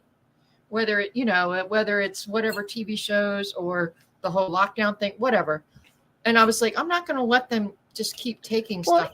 So I don't call for public any kind of blocking publicly, because if I don't want to do business with a company, that's between me and them, and it's not for me to make it public. The only time I make it public is if they're false advertising or something they're doing is dangerous to someone.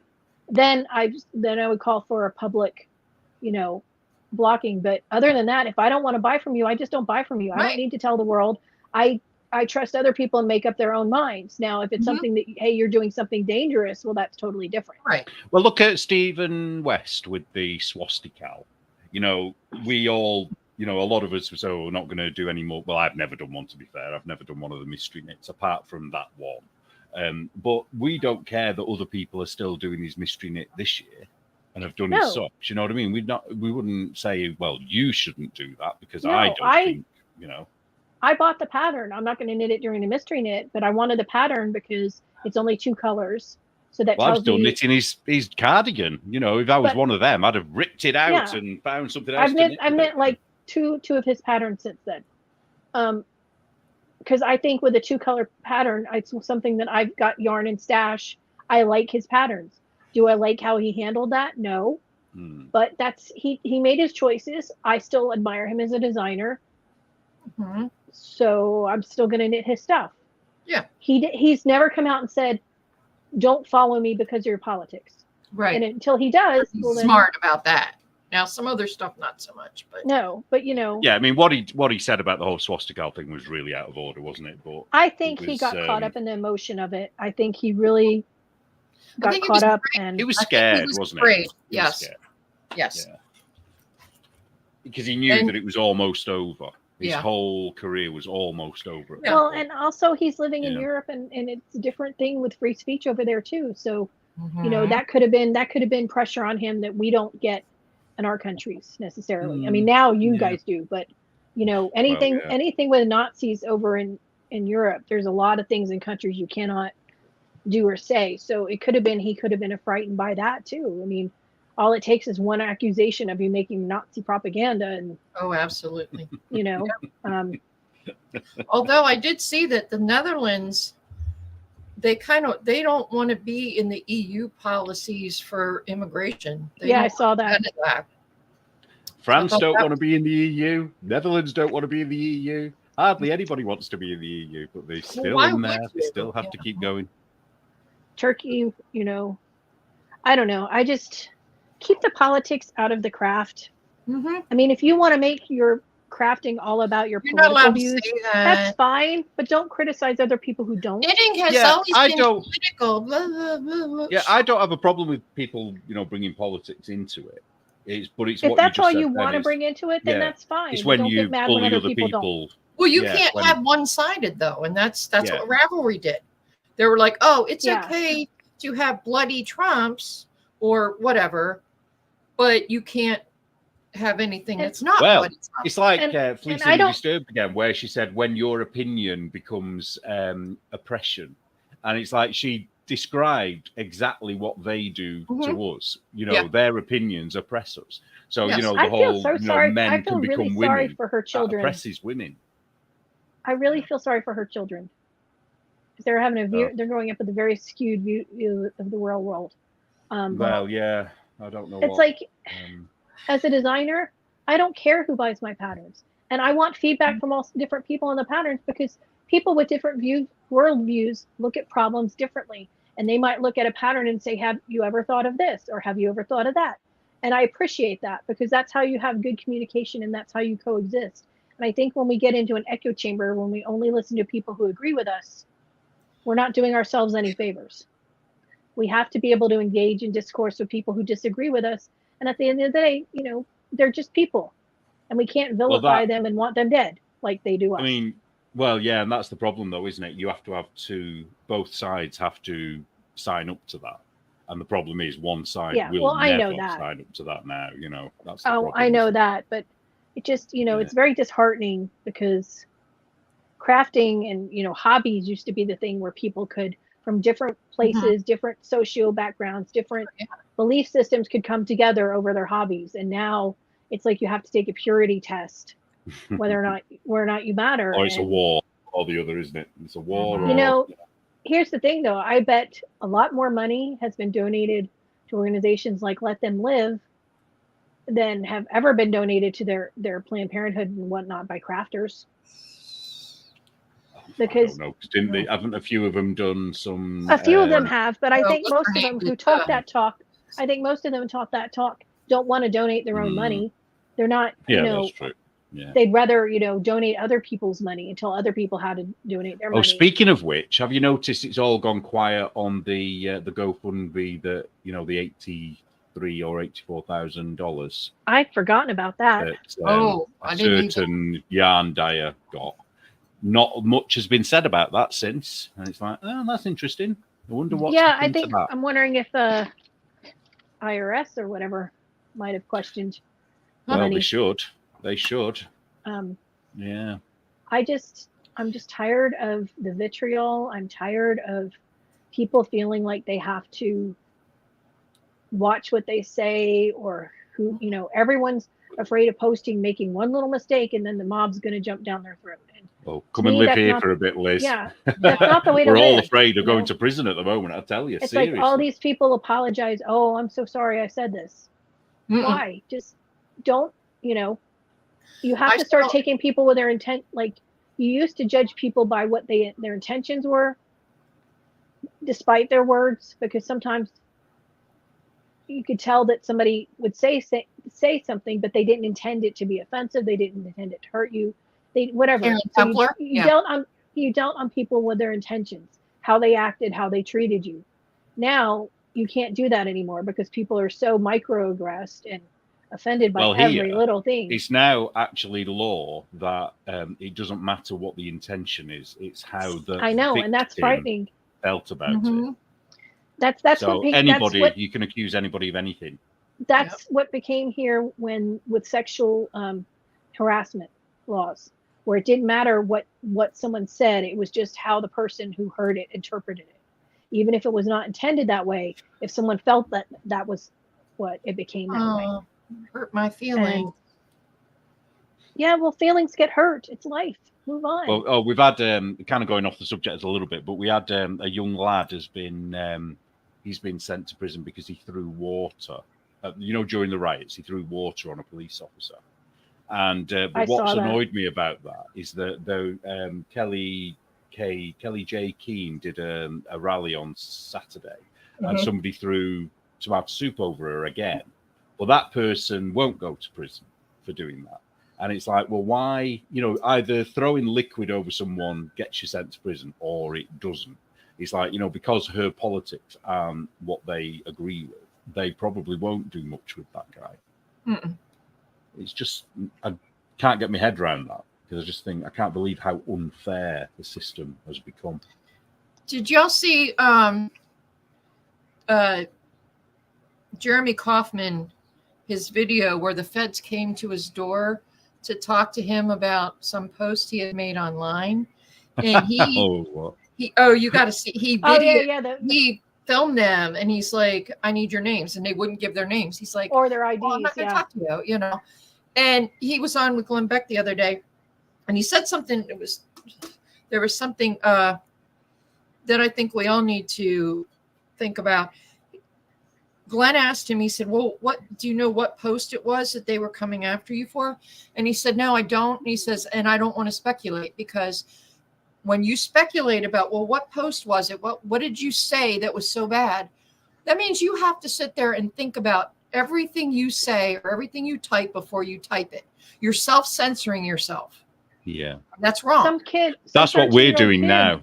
That's what we're having to do now. Some 13-year-old kid got suspended from school because he posted a photo of a bunch of Dr. Pepper cans in the shape of a gun, because kids play around with cans.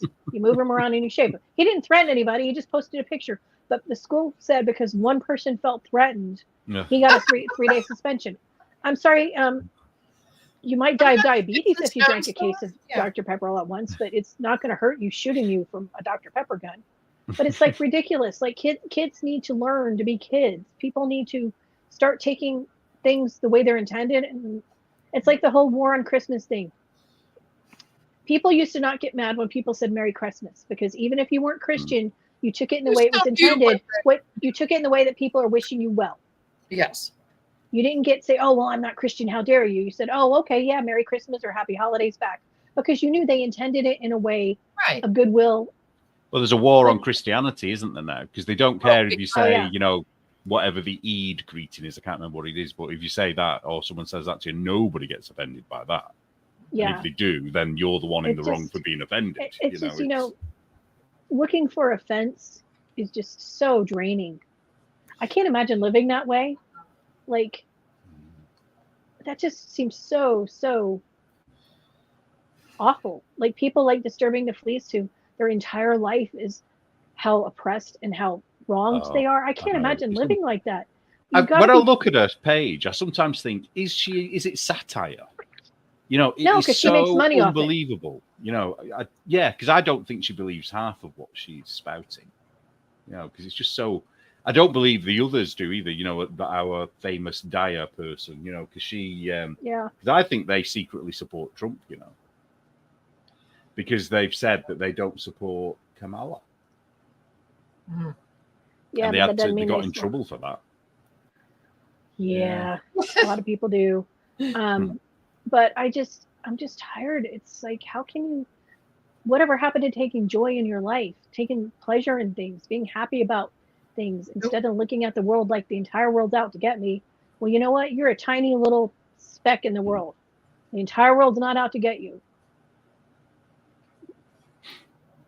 Just live your life and treat people well. And Craftsnark was complaining about that the other day, about having pets and pictures. Yeah. You know, it's okay if it's in a whip, but not a finished object. Oh, it's like, God, what's the matter with them? It was just ridiculous, wasn't it? Yeah, I like looking at the animals in the pictures, but you know, whatever.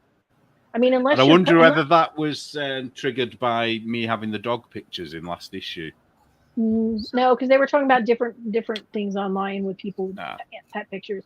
But here's the thing: unless you're posting a picture for publication, who cares if you got a pet in it? You're not posting a picture, you know, for professional. You're just posting your picture on Instagram. Said, hey, look what I made.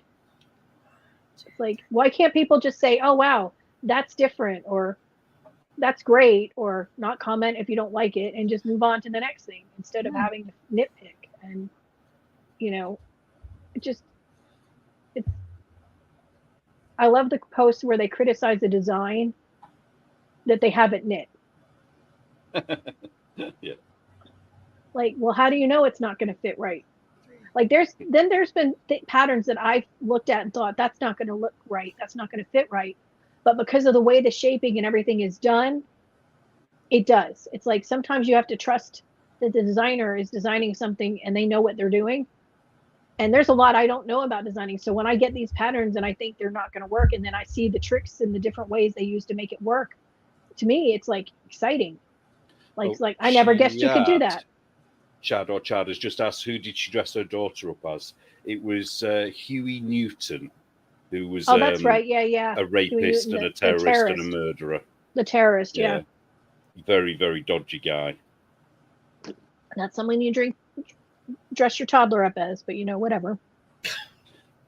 Put a Che Guevara t-shirt on your kid. Yeah. Oh God, yeah. Yeah, it's another Queers for Palestine thing, isn't it? The Che Guevara thing. What we don't realize is Che Guevara used to kill gay did you people. see that? Oh, did you hear about them? Someone offered them $1 million to go do a rally in Gaza. Brilliant. And are they going? I don't think they're taking him up on it. No, I wonder why. I saw a video where it was at a pride thing in England, I guess.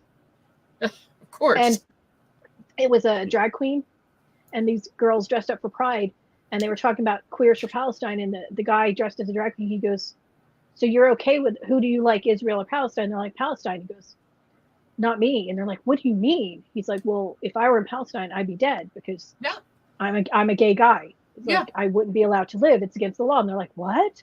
He's like, yes, it's against the law. They're like, are you kidding me? And then he asked them about Israel.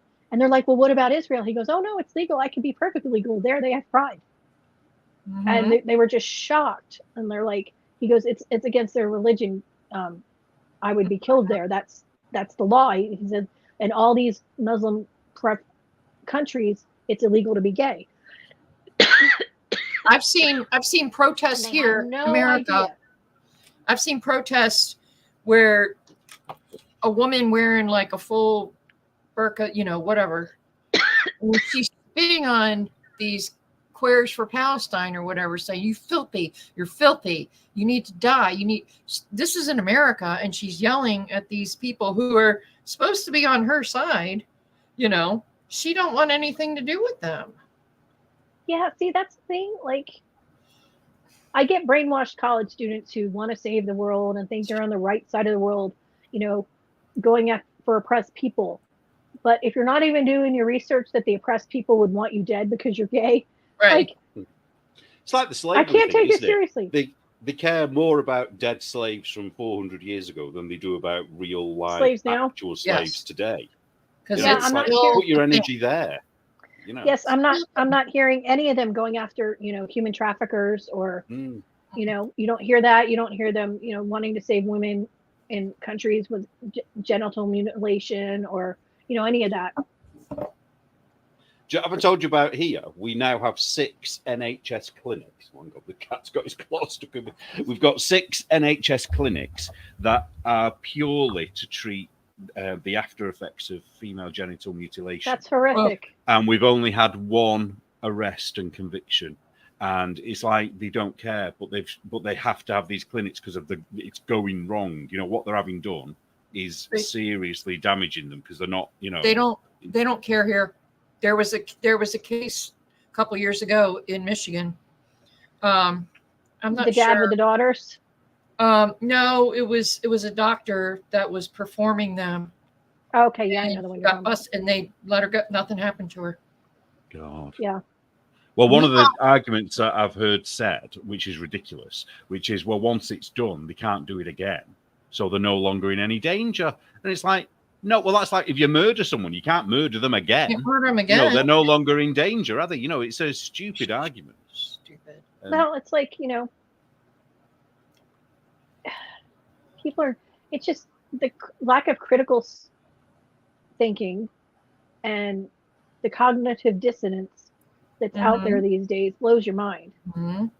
It's because of they think that, cultures are all equal and we have to respect their practices. It's like, no, they're not all They equal. don't respect and me. we don't have to respect their practices. Well, I think that's part of the problem, that they don't teach classic literature so much anymore. It's all modern literature, with diverse voices and whatnot. And the thing about classical literature is you're learning all these world questions of right and wrong and good and bad. And, a lot of that's in classical literature.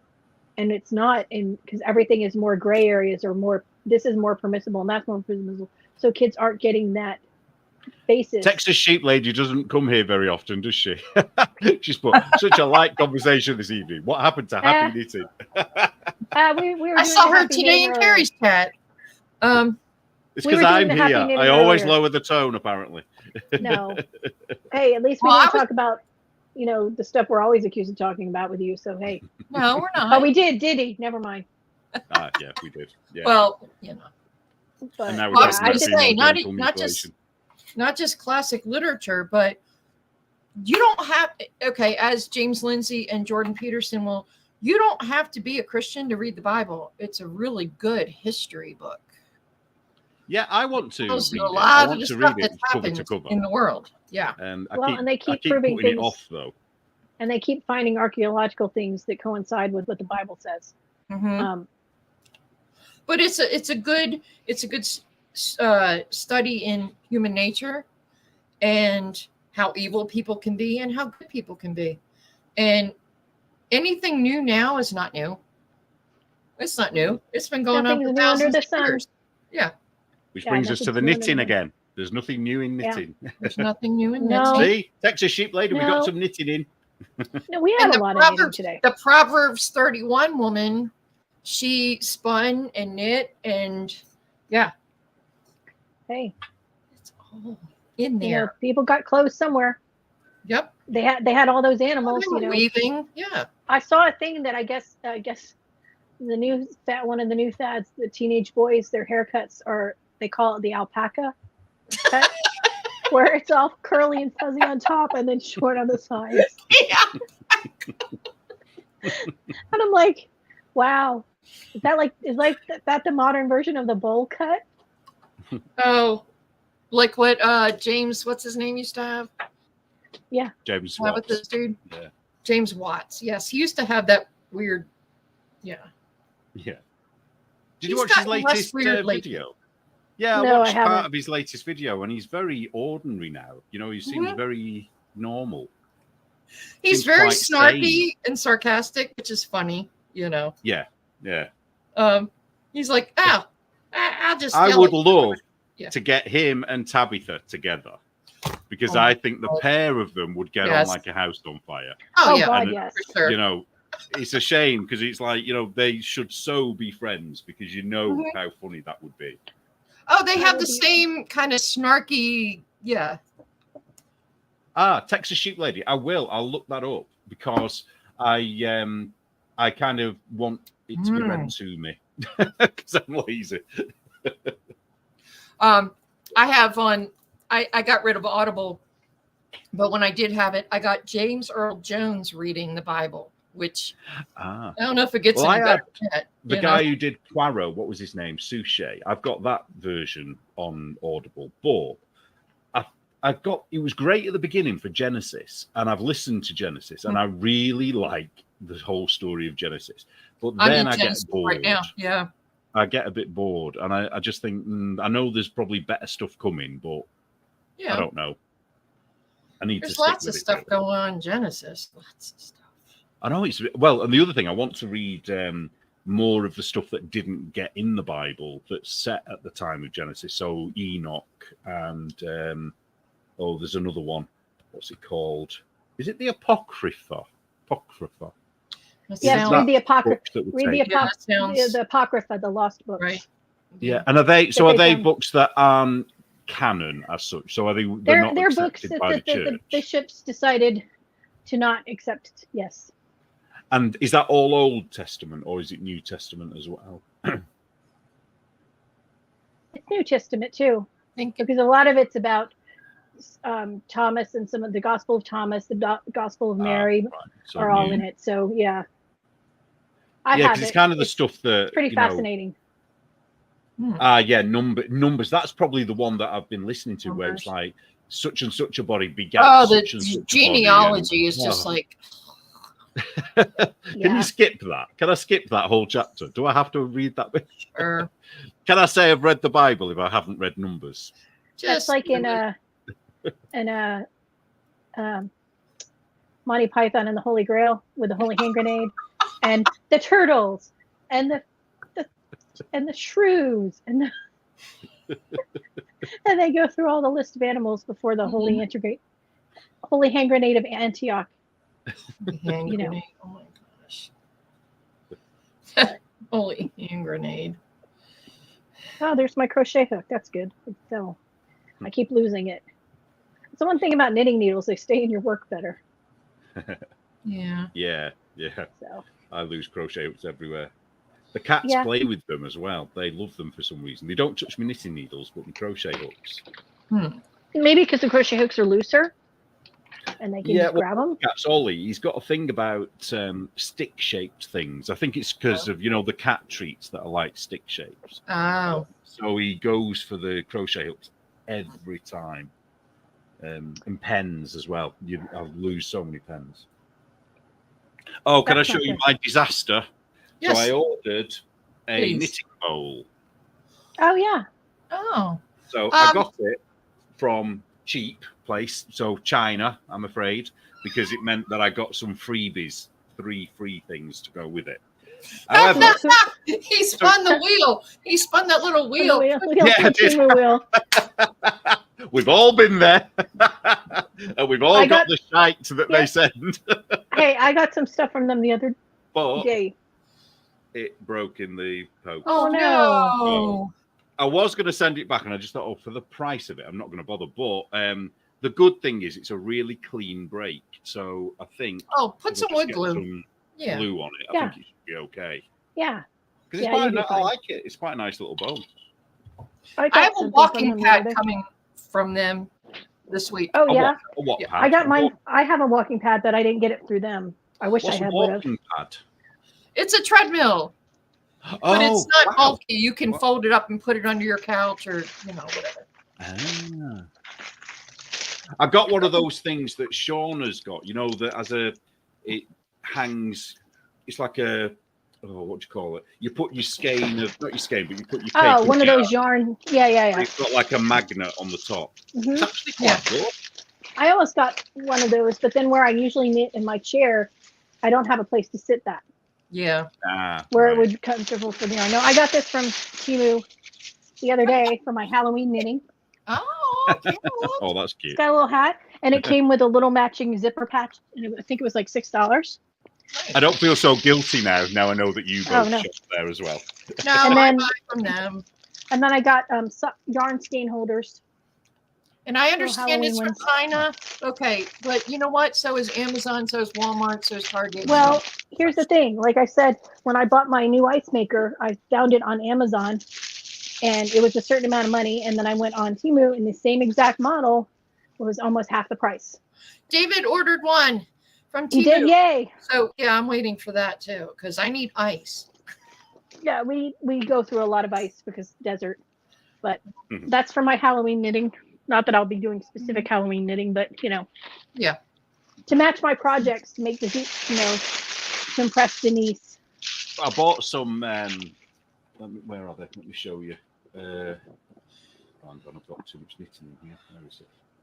I bought some needles. I thought I'll just test them out because I can't remember how much they were, but they were cheap, and they look like Knit Picks, Knit Pro, or whatever. What do you call Knitter's Pride? Is it? Yeah. I'm holding them up. Yeah. You can see. Okay. And they're pretty much the same.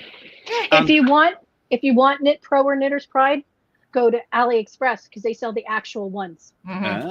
Well, you know what's cheaper. Good about these and those Tunisian crochet hooks are the same. Because I don't know which brand does it, but these have got the swivel cable things. Mm-hmm. They're brilliant. It's completely changed how I feel about knitting. But this is the one where I've been. I don't know if you can see. I'm using a needle 2 sizes smaller on the left side, and that has been a game changer for knitting in the round because it just I'm makes. gonna have to try that. You think that might be your reason though when you're doing your color work that maybe the needle size is what's giving you issue when you do the skull? Well, if I don't know if you can see, but if you look at this, I'm trying to point and I don't know what it is. If you look at the little crosses there, I'm pretty pleased with that. But when you come to the chin, which I'm hiding now, why I can't do this backwards. Okay. And you see, it's just not the tension and the gauge, it's just a little bit messy. That'll probably block out though. Well, yeah, I'm going to try. I think what it is, I think that's where it had a longer float. And, I didn't catch the yarn. I was being lazy, so I left a 7-stitch float or something. I think that might that could be it. Good. 7 is a little much, yeah. That's why I like the ladder back jacquard. Yeah, I didn't do that with this because the rest of the pattern, it's literally 3 stitches. Right. Well, too much messing, isn't it, with ladder back? Well, yeah, totally. But anything if I've got more than 6 stitches, I like the ladder back jacquard. Oh, I tell you what I wanted to mention to you, Liz, as well, is I've been looking again at Nathan's Demystify and double knitting. Double knitting. Where is it? I want to show you. Yeah. I want to show you what the cats did to it. Oh, they ruined the book. Oh.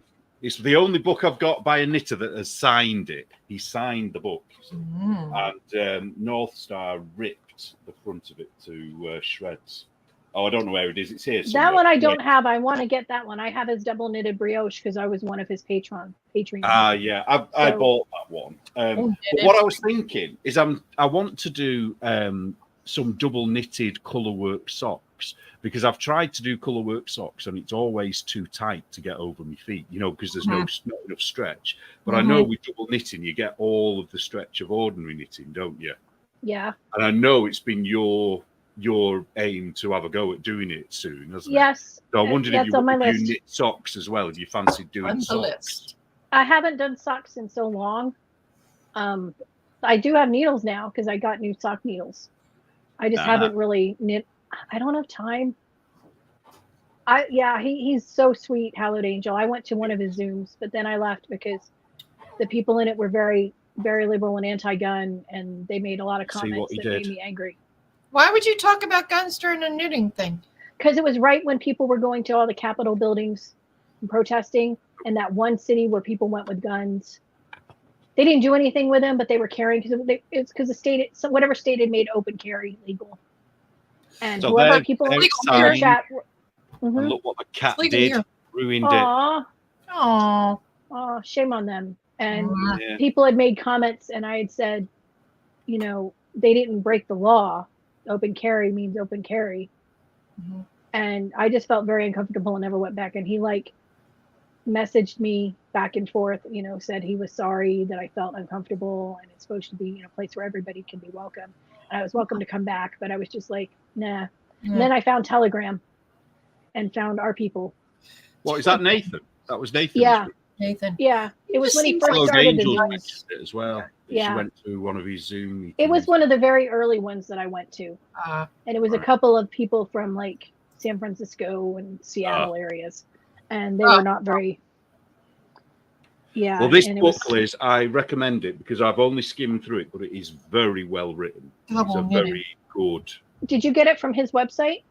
Because I know you can get him signed. Yeah, got it from him. No, I love him. He is so kind and so sweet. Like I've had people that I've known who wanted patterns of his that weren't on Ravelry because they didn't buy through Ravelry, and I messaged him and he was able to sell them directly, even though they weren't even on his website. This is really kind. He is what Carrie Smith would call a true liberal, not the woke lefties now. A true liberal that.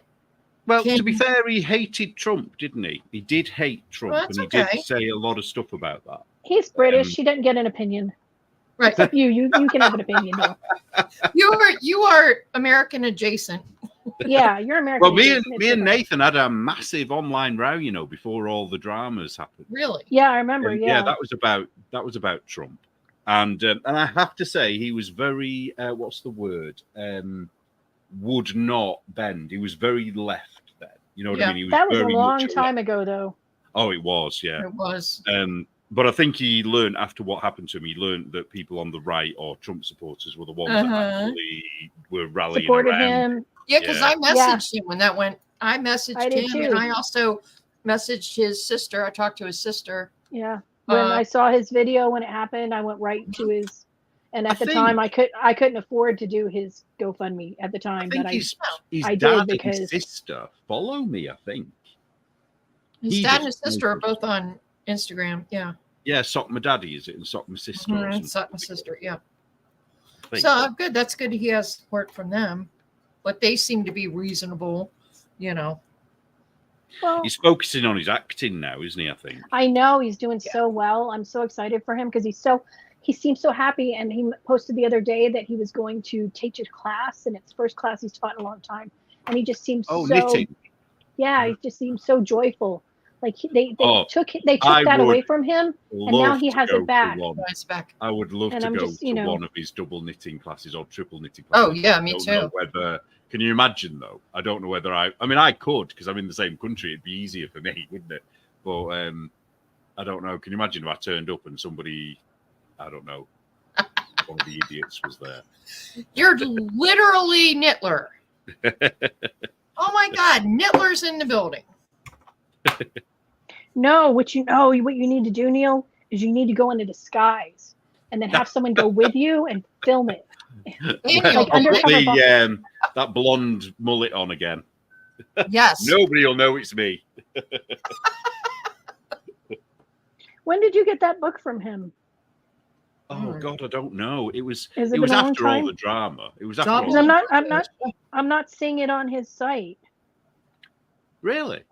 It's on Amazon and Alibaba and Alibaba. No, I definitely got it from his site. Definitely.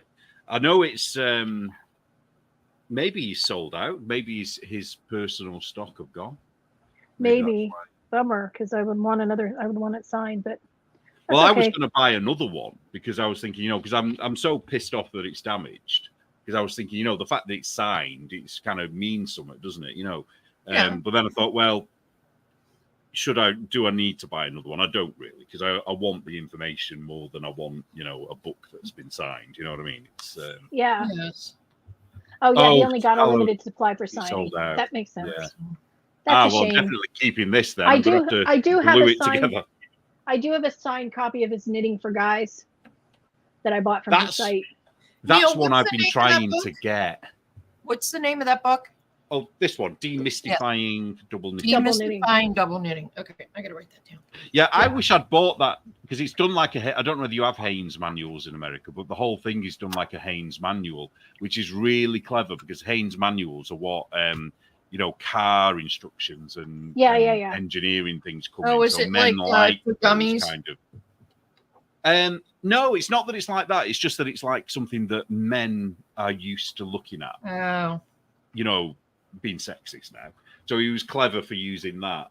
And I want to get a copy of that book. But again, I don't think that's available now, is it? What, Knitting for Guys? Yeah, just to have it. Because Nice. I know it's a basic one, isn't it? It's for people who can't. I have to look and see if I have that one. Let me see. But yeah, I was so sad when he got treated so. Guys Knit. It's still on his Guys Knit, yes. It's still on his website. Oh, is it? Oh, okay. Yeah. How much is it? It was actually published by Haynes. It's a Haynes manual. Oh. Right. Yeah. The Guys Who Knit. It says buy your copy right here, but it won't let me click. So maybe he's out of them. Huh. I'll go on his website tomorrow and have a look. I've still got a load of his yarn, and I need to make. I've got to come up with a good project for it because I've got quite a lot of it. I don't know what. You can get, Guys Knit's on Amazon too. Oh right, okay. For $53 used. What? 53? That's what it says. Wow. I'm sure you can get it off of eBay and other places. Mm-hmm. I might contact him under one of my. No, wait. There's a thing. I'm sorry. I see it where you can put in where you want it to be signed by. So it's 15. It's 5. All right. It's 15 pounds, I think. Shipping costs are £5 for UK. So it'll be 20 pounds.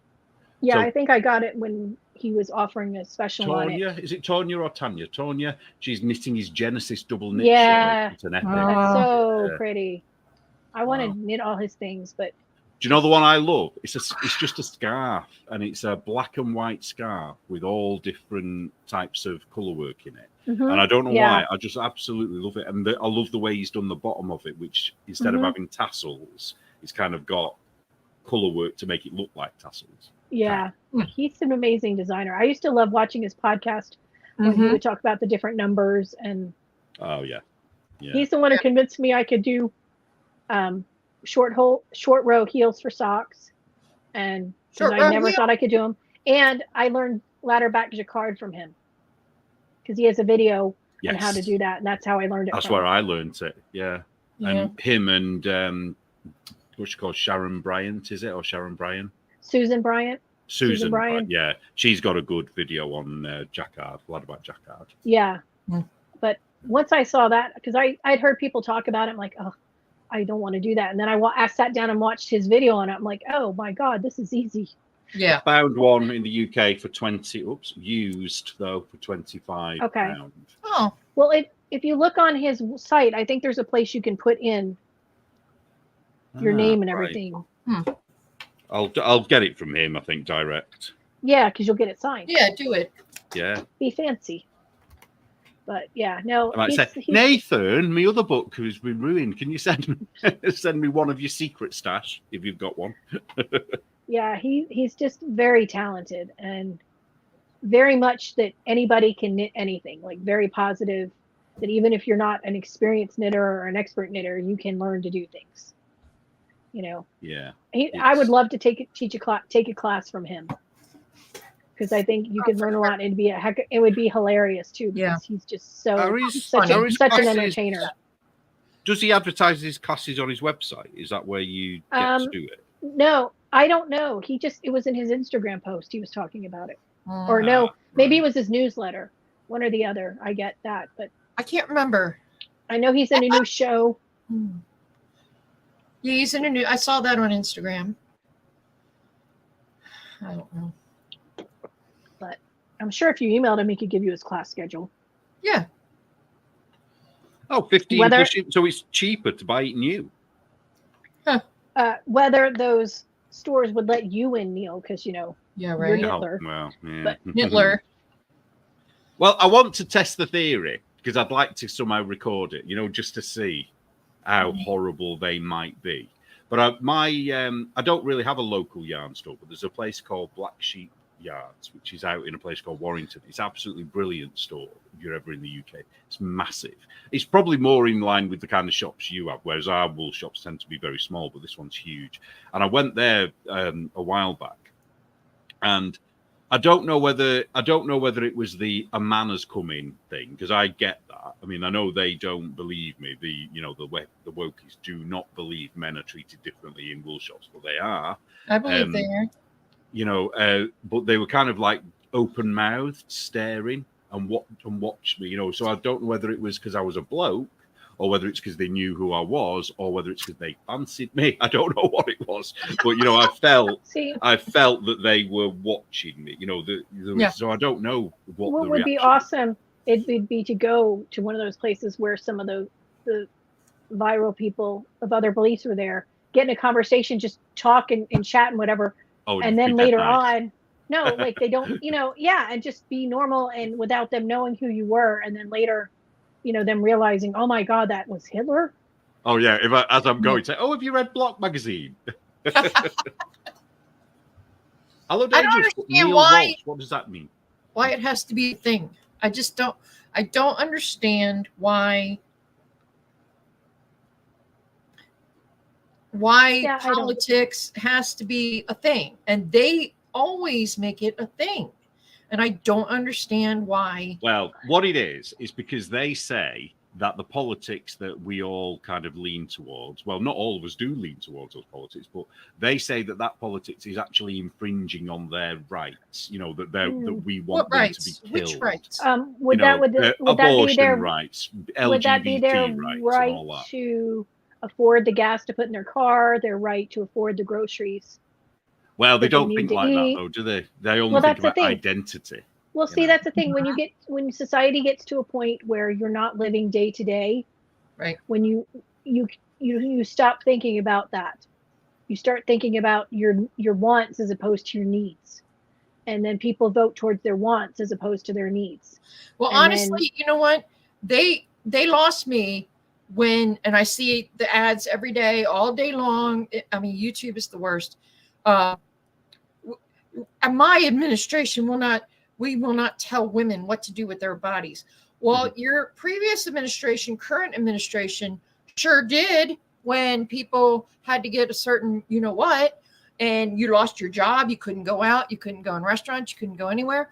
So don't give me that bullshit that you care about people's autonomy, because you don't. How many women lost their babies because they were forced to take a vaccination they didn't want? Things like that. Not give a shit about people, okay? But those aren't the women. Those aren't the women's lives who matter. I was talking to my husband about it yesterday, and it's like, you drive drunk, right? One of the consequences is you could get an accident and kill somebody, right? But that's a consequence of your actions.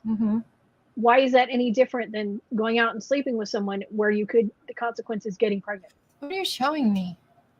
Guys Knit. The musical. Yeah, he wrote a song about it. He wrote a song. To me, it's the same thing. You're engaged in an activity where the outcome could be pregnancy, but you don't want to have to live with the consequences of that. If you drive drunk and you kill somebody, you have to live with the consequences of that.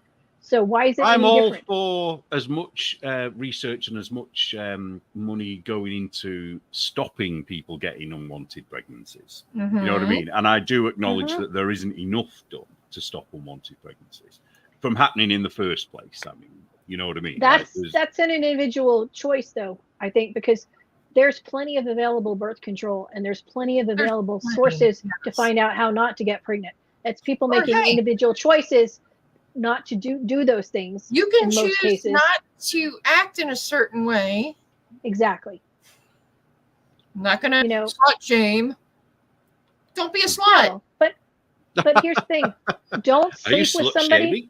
Don't sleep with somebody unless you're willing to live with the consequences that may occur. Don't sleep with someone. Like, I saw somebody. I read a column once, and they said, "Don't sleep with somebody you're not willing to have in your life for the next 18 years." Exactly. Or longer. Yeah. Or longer. Yeah. You know, because it was one of the judge videos. She was telling him, don't, you know. Yeah. But it just blows my every mind. decision you make has consequences, and some of them are more long-term than others. But people don't want to be responsible for themselves because individual responsibility is the patriarchy and it's white supremacy. Oh. You know, like meritocracy is white supremacy. Like, Mhm. I'm sorry, I want the best engineer, the most qualified engineer to build the building I'm in, Or the plane that I'm in. Airline pilot. Yeah. Well, isn't it in America where they've now lowered the test, whatever the test is, the entrance test for airline, everything. what are they called? The people who are in the, you know, that get the planes to land. What do they call them? The air traffic controllers. Air traffic controllers. And it's so they can get more diversity. And they want to get rid of the MCAT, you know, the medical exam you have to get into med school. LSAT. The LSAT. Yeah. A lot of colleges have gotten rid of all the SATs and the ACTs. Mm-hmm. You know, because that's discriminatory. And you know who should be really mad about it are the Asian students because they tend to test higher than everybody, and they're being held back, aren't they? Mm-hmm. Yeah. Yep. Yeah. I mean, like this one judge tells these people, she's like, you know, you don't want to be a parent, but that child didn't ask to be born, and so you don't get to ruin their life because of your actions. You know, and I'm tired of hearing about the incest and abortion thing and the rape thing, because the people who are complaining about incest, they're all in their 20s and 30s. Okay. You're not being molested by your father or your uncle. And the statistics show that it's such a tiny percentage. And I can't remember what it is. I did some research on this. And let's just, I'll just make this up because I can't remember, but something like 70-80% of all abortions are purely afterthought. Financial, usually. They're usually financially. Yeah. And anything to do with rape or thingy is something like 0.001%. It's point something percent. Yeah. Because we had this chat with DK and Anne, and we were sort of saying, you know, we were if we could have our way with, you know, with making decisions on things like this, we would say to the pro-abortion people, okay, we'll give you abortions for, you know, rape and incest for now, if you agree that no abortions can be made for, you know, the other reasons that aren't that reason you keep bringing up, and you know they still wouldn't agree to that. Well, and it's almost never the life of the mother either. Almost never. Yeah, and the whole term reproductive rights, because if you're killing the baby, that's not reproducing. That's not a right. That's not, you know. It's because there's no moral conscience of society anymore. Because it used to be society is what held people accountable, and now society does not do that anymore. And well, you know, we had the situation here where they were arresting people for silently praying. Yeah.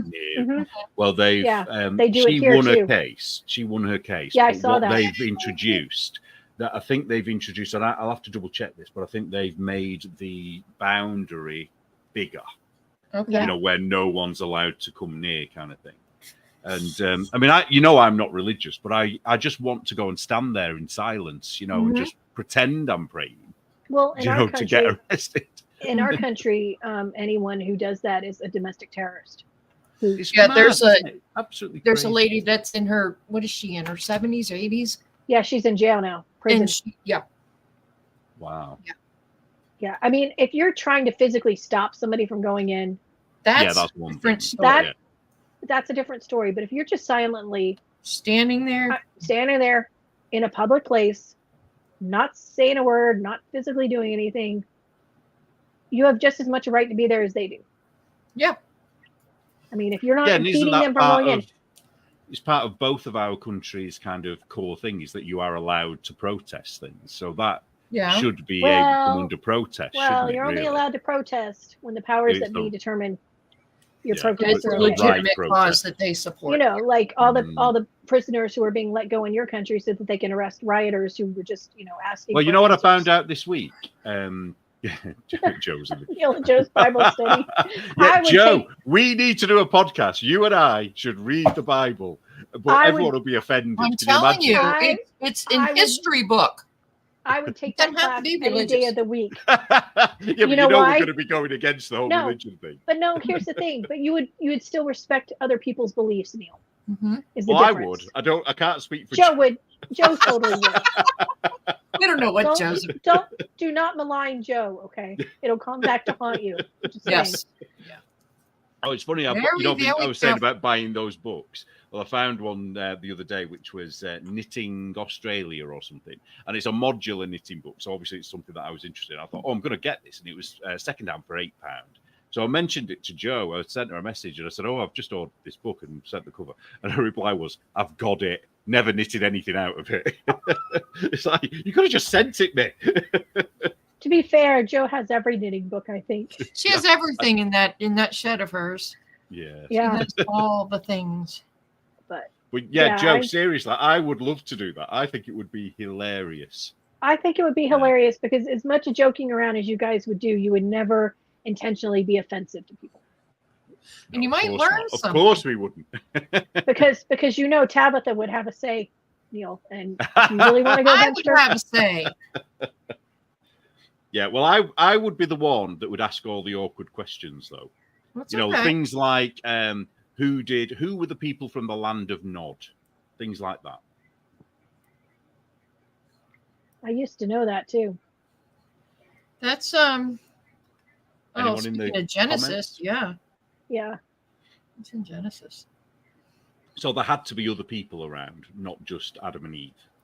Okay, no. Eve was Adam's second wife. Right. No, they're okay. The Bible study I watch, it's the guy from he's in Virginia. That bloodline was very pure. I mean, it was just Adam and Eve. They had more than just Cain and Abel. It says in the Bible that they had more children. Yeah, but where did Lilith come from? Cain went to go and live with the but there were. He explains it. There were generations because Adam and Eve did not leave the garden and all of a sudden have Cain and Abel. There's a timeline. It's not expressed in the Bible, but there's a timeline of generations. These people lived 180 years. In the Garden of Eden. No, in Genesis, I mean, Abraham lived till he's 180 or 198 or whatever. So did they have children in the Garden of Eden? They had children. They left the Garden of Eden? No, after the Garden of Eden, they had their children. So what probably happened was that Cain married his sister or his granddaughter. It was a family thing. But the bloodlines at that point were so pure that they didn't have the issues that we would have now if you married your sister, well, genetic. Then, sure, but why would it have been described as the people from the land of Nod if it was somebody who was a relative? That's the question. Well, they spread out and went. So, because wouldn't he have said, because they weren't in the garden anymore, from the land of they Nod spread out. Like that. Yeah, it could have been his cousin or his sister or his, niece or Can I just there's say, a lot of stuff. Can I just say nobody blames the Rock? The Rock. With Cain and Abel. Oh. First, it's his Second Amendment. All rocks. Rocks are deadly. It was an assault rock. Assault rock. Only an assault rock, yes. Technically, yes. No, that just irks me when people are like, oh, blah, blah, blah. I'm like, but you never blame the Rock. And if you go a couple chapters later, it was an assault salt for Lot's wife. Yeah. Yeah, well. Yeah, that Chad said earlier, that's where he learned how to turn his wife into a pillar of salt. Mm-hmm. Well, I guess the Bible kind of is a how-to, but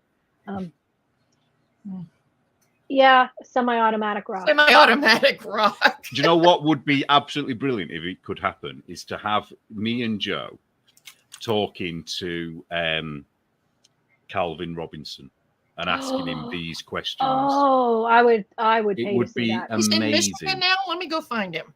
I'll go find him. I know he left England because I watched a video where he said he had to leave because he would have answers for this, but also if he didn't have an answer, he would say, right, well, I'll find out. And that's why I love about him, because he's so open and so down to earth. Like he doesn't act like one of those religious people who knows everything and talks down to people. He's very much, And it's interesting that he's well, I don't want to say converted, but he's moved into an aspect of Christianity that's quite rare. There's not very many. I think there's only one church in the whole of the country here in London. I think, might be wrong on that, and I've forgotten what the denomination is that he's moved into. It says, well, didn't the Anglicans not? He's in Anglicanism. He used to be Old Catholicism. Used to be. Yeah. Yeah. I thought the Church of England. I thought the Church of England didn't like him because he lives in Grand Rapids. Yeah, they don't like him. Local parish. Grand Rapids, the other side of the state for me. So, Trace, you need to take a road trip up for Sunday. Yeah, go and knock on his door. You know what? We need to. She's not here. We need to hire Coggy because she lives in Grand Rapids. Is she watching? Coggy, are you watching? Coggy, you're watching. Go get Calvin. Not my dog, Calvin. Trace, you need to invite him over for dinner and Bible study. Okay. I'm cool with that.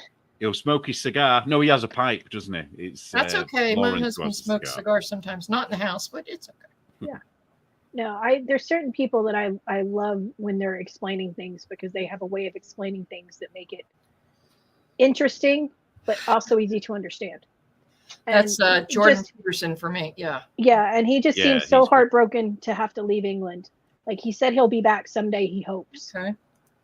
Yeah. But the thing is the right thing for him to do because it is literally only a matter of time before the likes of Lawrence Fox and Katie Hopkins and so on. I was going to say, yeah. Oh, yeah.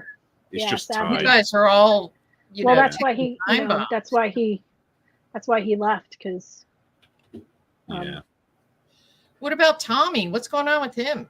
Oh, well, I really worry about what's going to happen to him. That's what I'm saying. Because, his court case is in October. And there is, I think they're going to, not initially, but I think they're going to get him in prison initially for 2 years to 4 years for contempt of court. But then I think while he's in prison, they're going to try and charge him with terrorism offences, while they've got him where they want him. And then that will be a life imprisonment then. That's what they want. And I think they're going to do that, which I just can't believe, really. Well, I can believe it, but... and I saw tonight that James O'Keefe was detained by the police in Vermont while trying to cross the Canadian border. What for though? Why is he not allowed to go over? Because he has a big announcement. He's got a big announcement tomorrow. I'm curious about this because my youngest daughter lives in Vermont. She lives up by the Canadian border.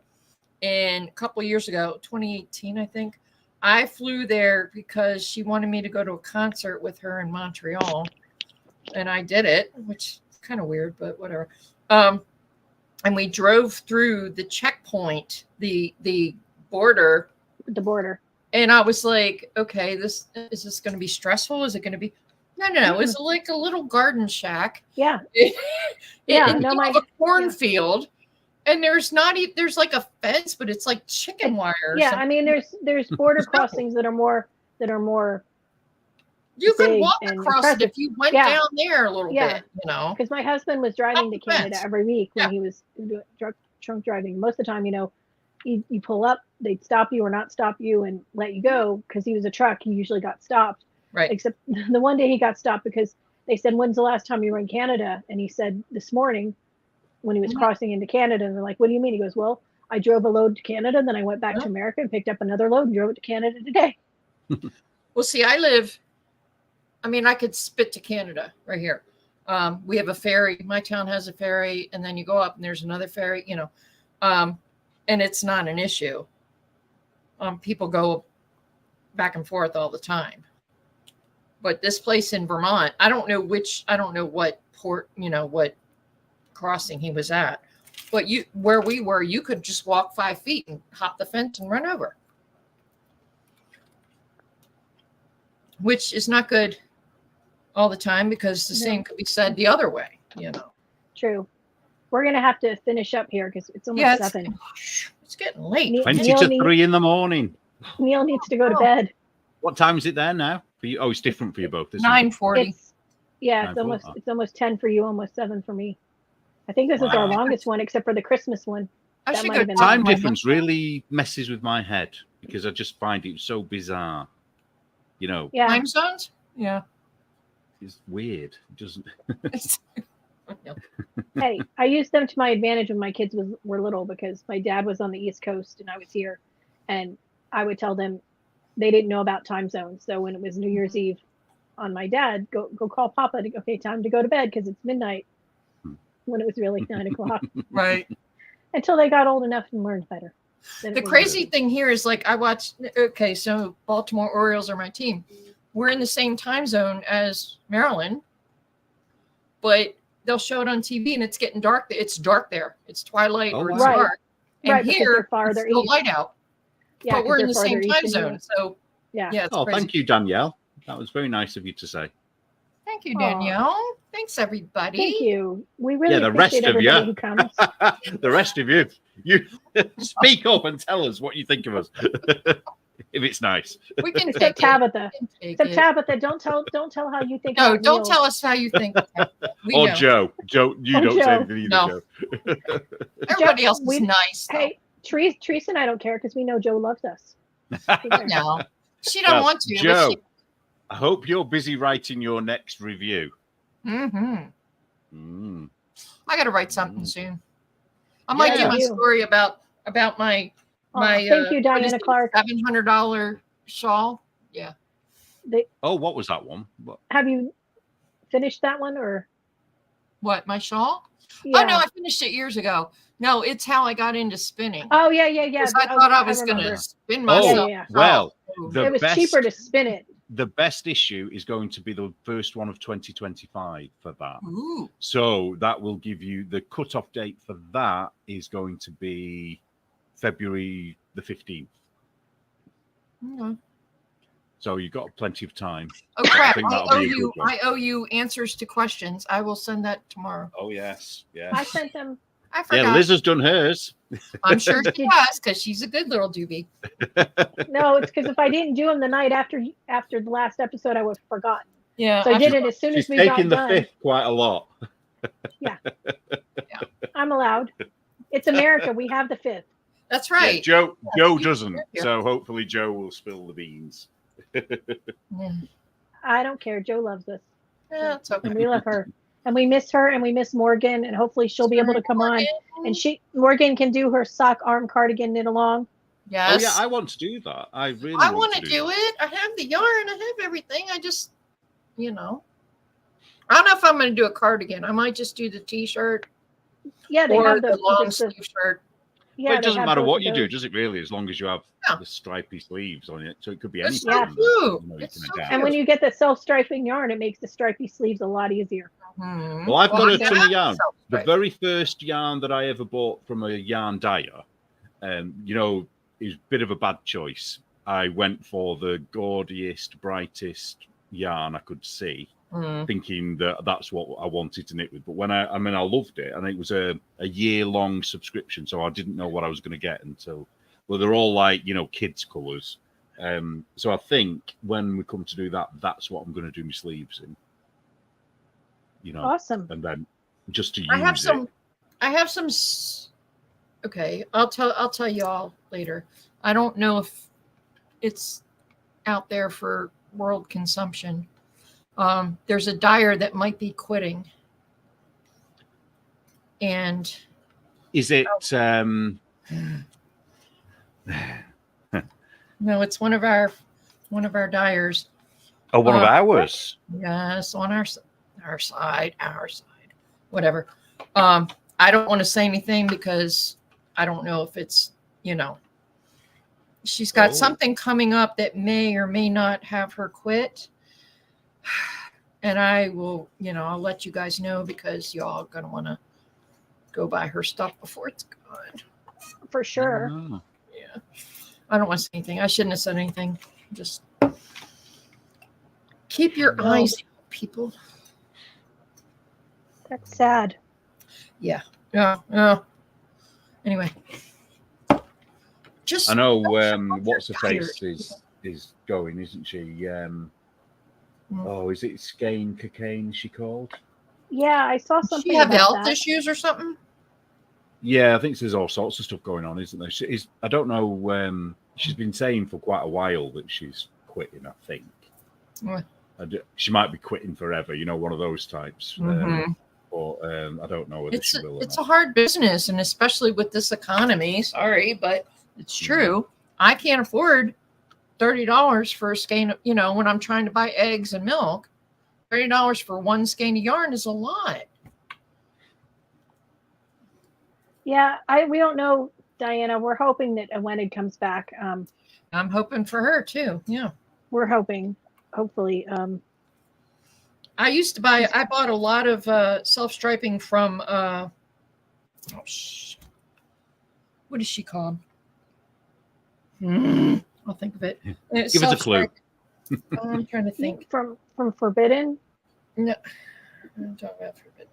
Tuscan? No, self-striping from anyway, her husband died maybe 6 months ago, so she's getting back into it. What the heck? Do you know who I wish would start dying again? Who? Is Andy from Andre Sue. She used to do the yes. sock blanket. And at the time, I wish I'd ordered too. I liked her. She's a phenomenal artist. Mm-hmm. Oh, absolutely brilliant. And what she did with those sock blankets, I mean, she told me how she did it. Her husband helped her come up with all the tools to be able to do it, because no one else has ever been able to come up with that since. Because she actually got proper pictures out of it, didn't she? Mm-hmm. That's how this person I'm trying to think is, and shoot, I can't remember her name. I know who it is too. I might have sent you some of hers.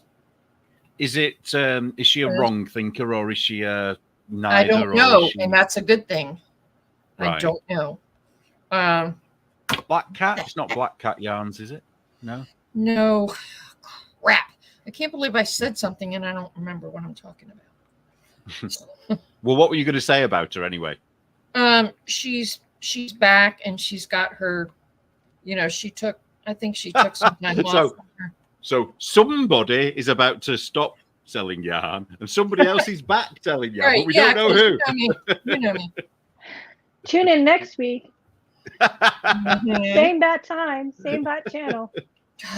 She had the watermelon socks. She had.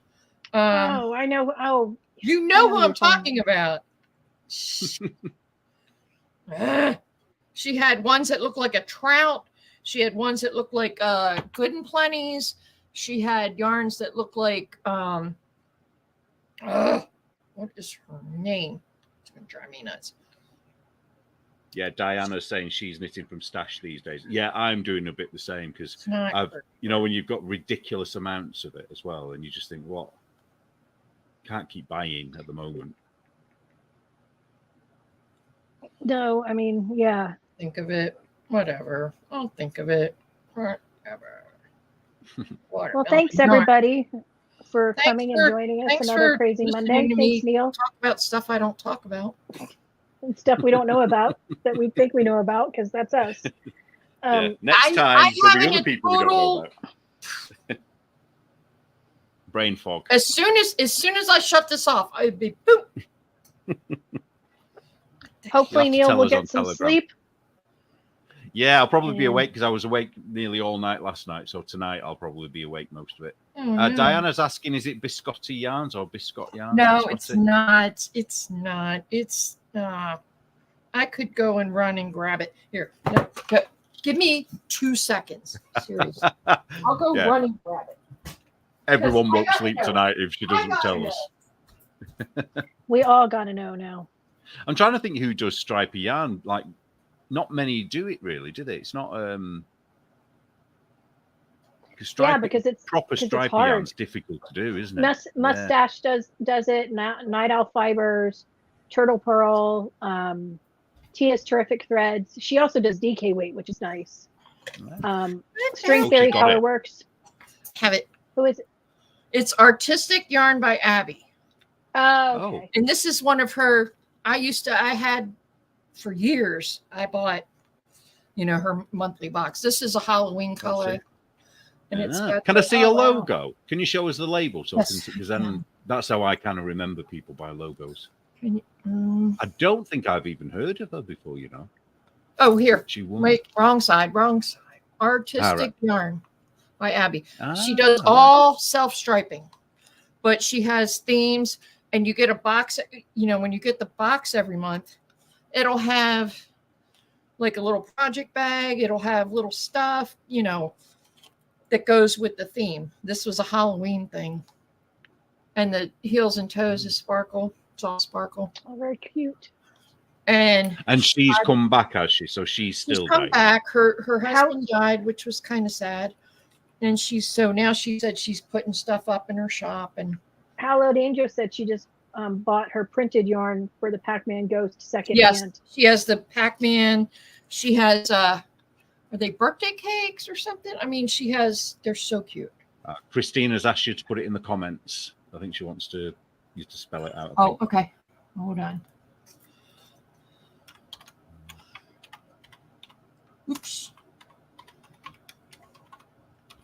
So that plan, first of the year, we'll probably do hopefully Morgan will be able to do the Yes. sock arm cardi. Yes. That would be fun. Yeah, I want to do that. Well, you could incorporate it into your own design, Liz. If you're doing a new design, Yeah, it could have stripy arms, couldn't it? it Because that's could, what I'm thinking I might do. I yeah. might do it with Tunisian crochet instead. Or have we got to knit it?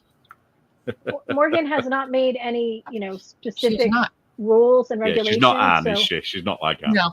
so I'm sure it'll be fine, whatever you do, as long as it has stripy arms.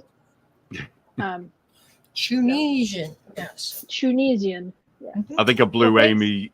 Amy from Two Sisters Mind the other day when I was talking about that, because I was telling her the words that we don't pronounce shoe that are still Sure, Joe Bob, but if you pick a pattern that double knitting do. or triple knitting.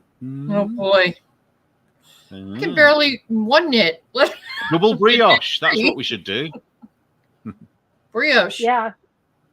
Can I learn regular brioche before I go into the double brioche, please? That'll light a fire under our asses. Yeah. That's right. Well, Hallowed Angel, you're saying about the scraps.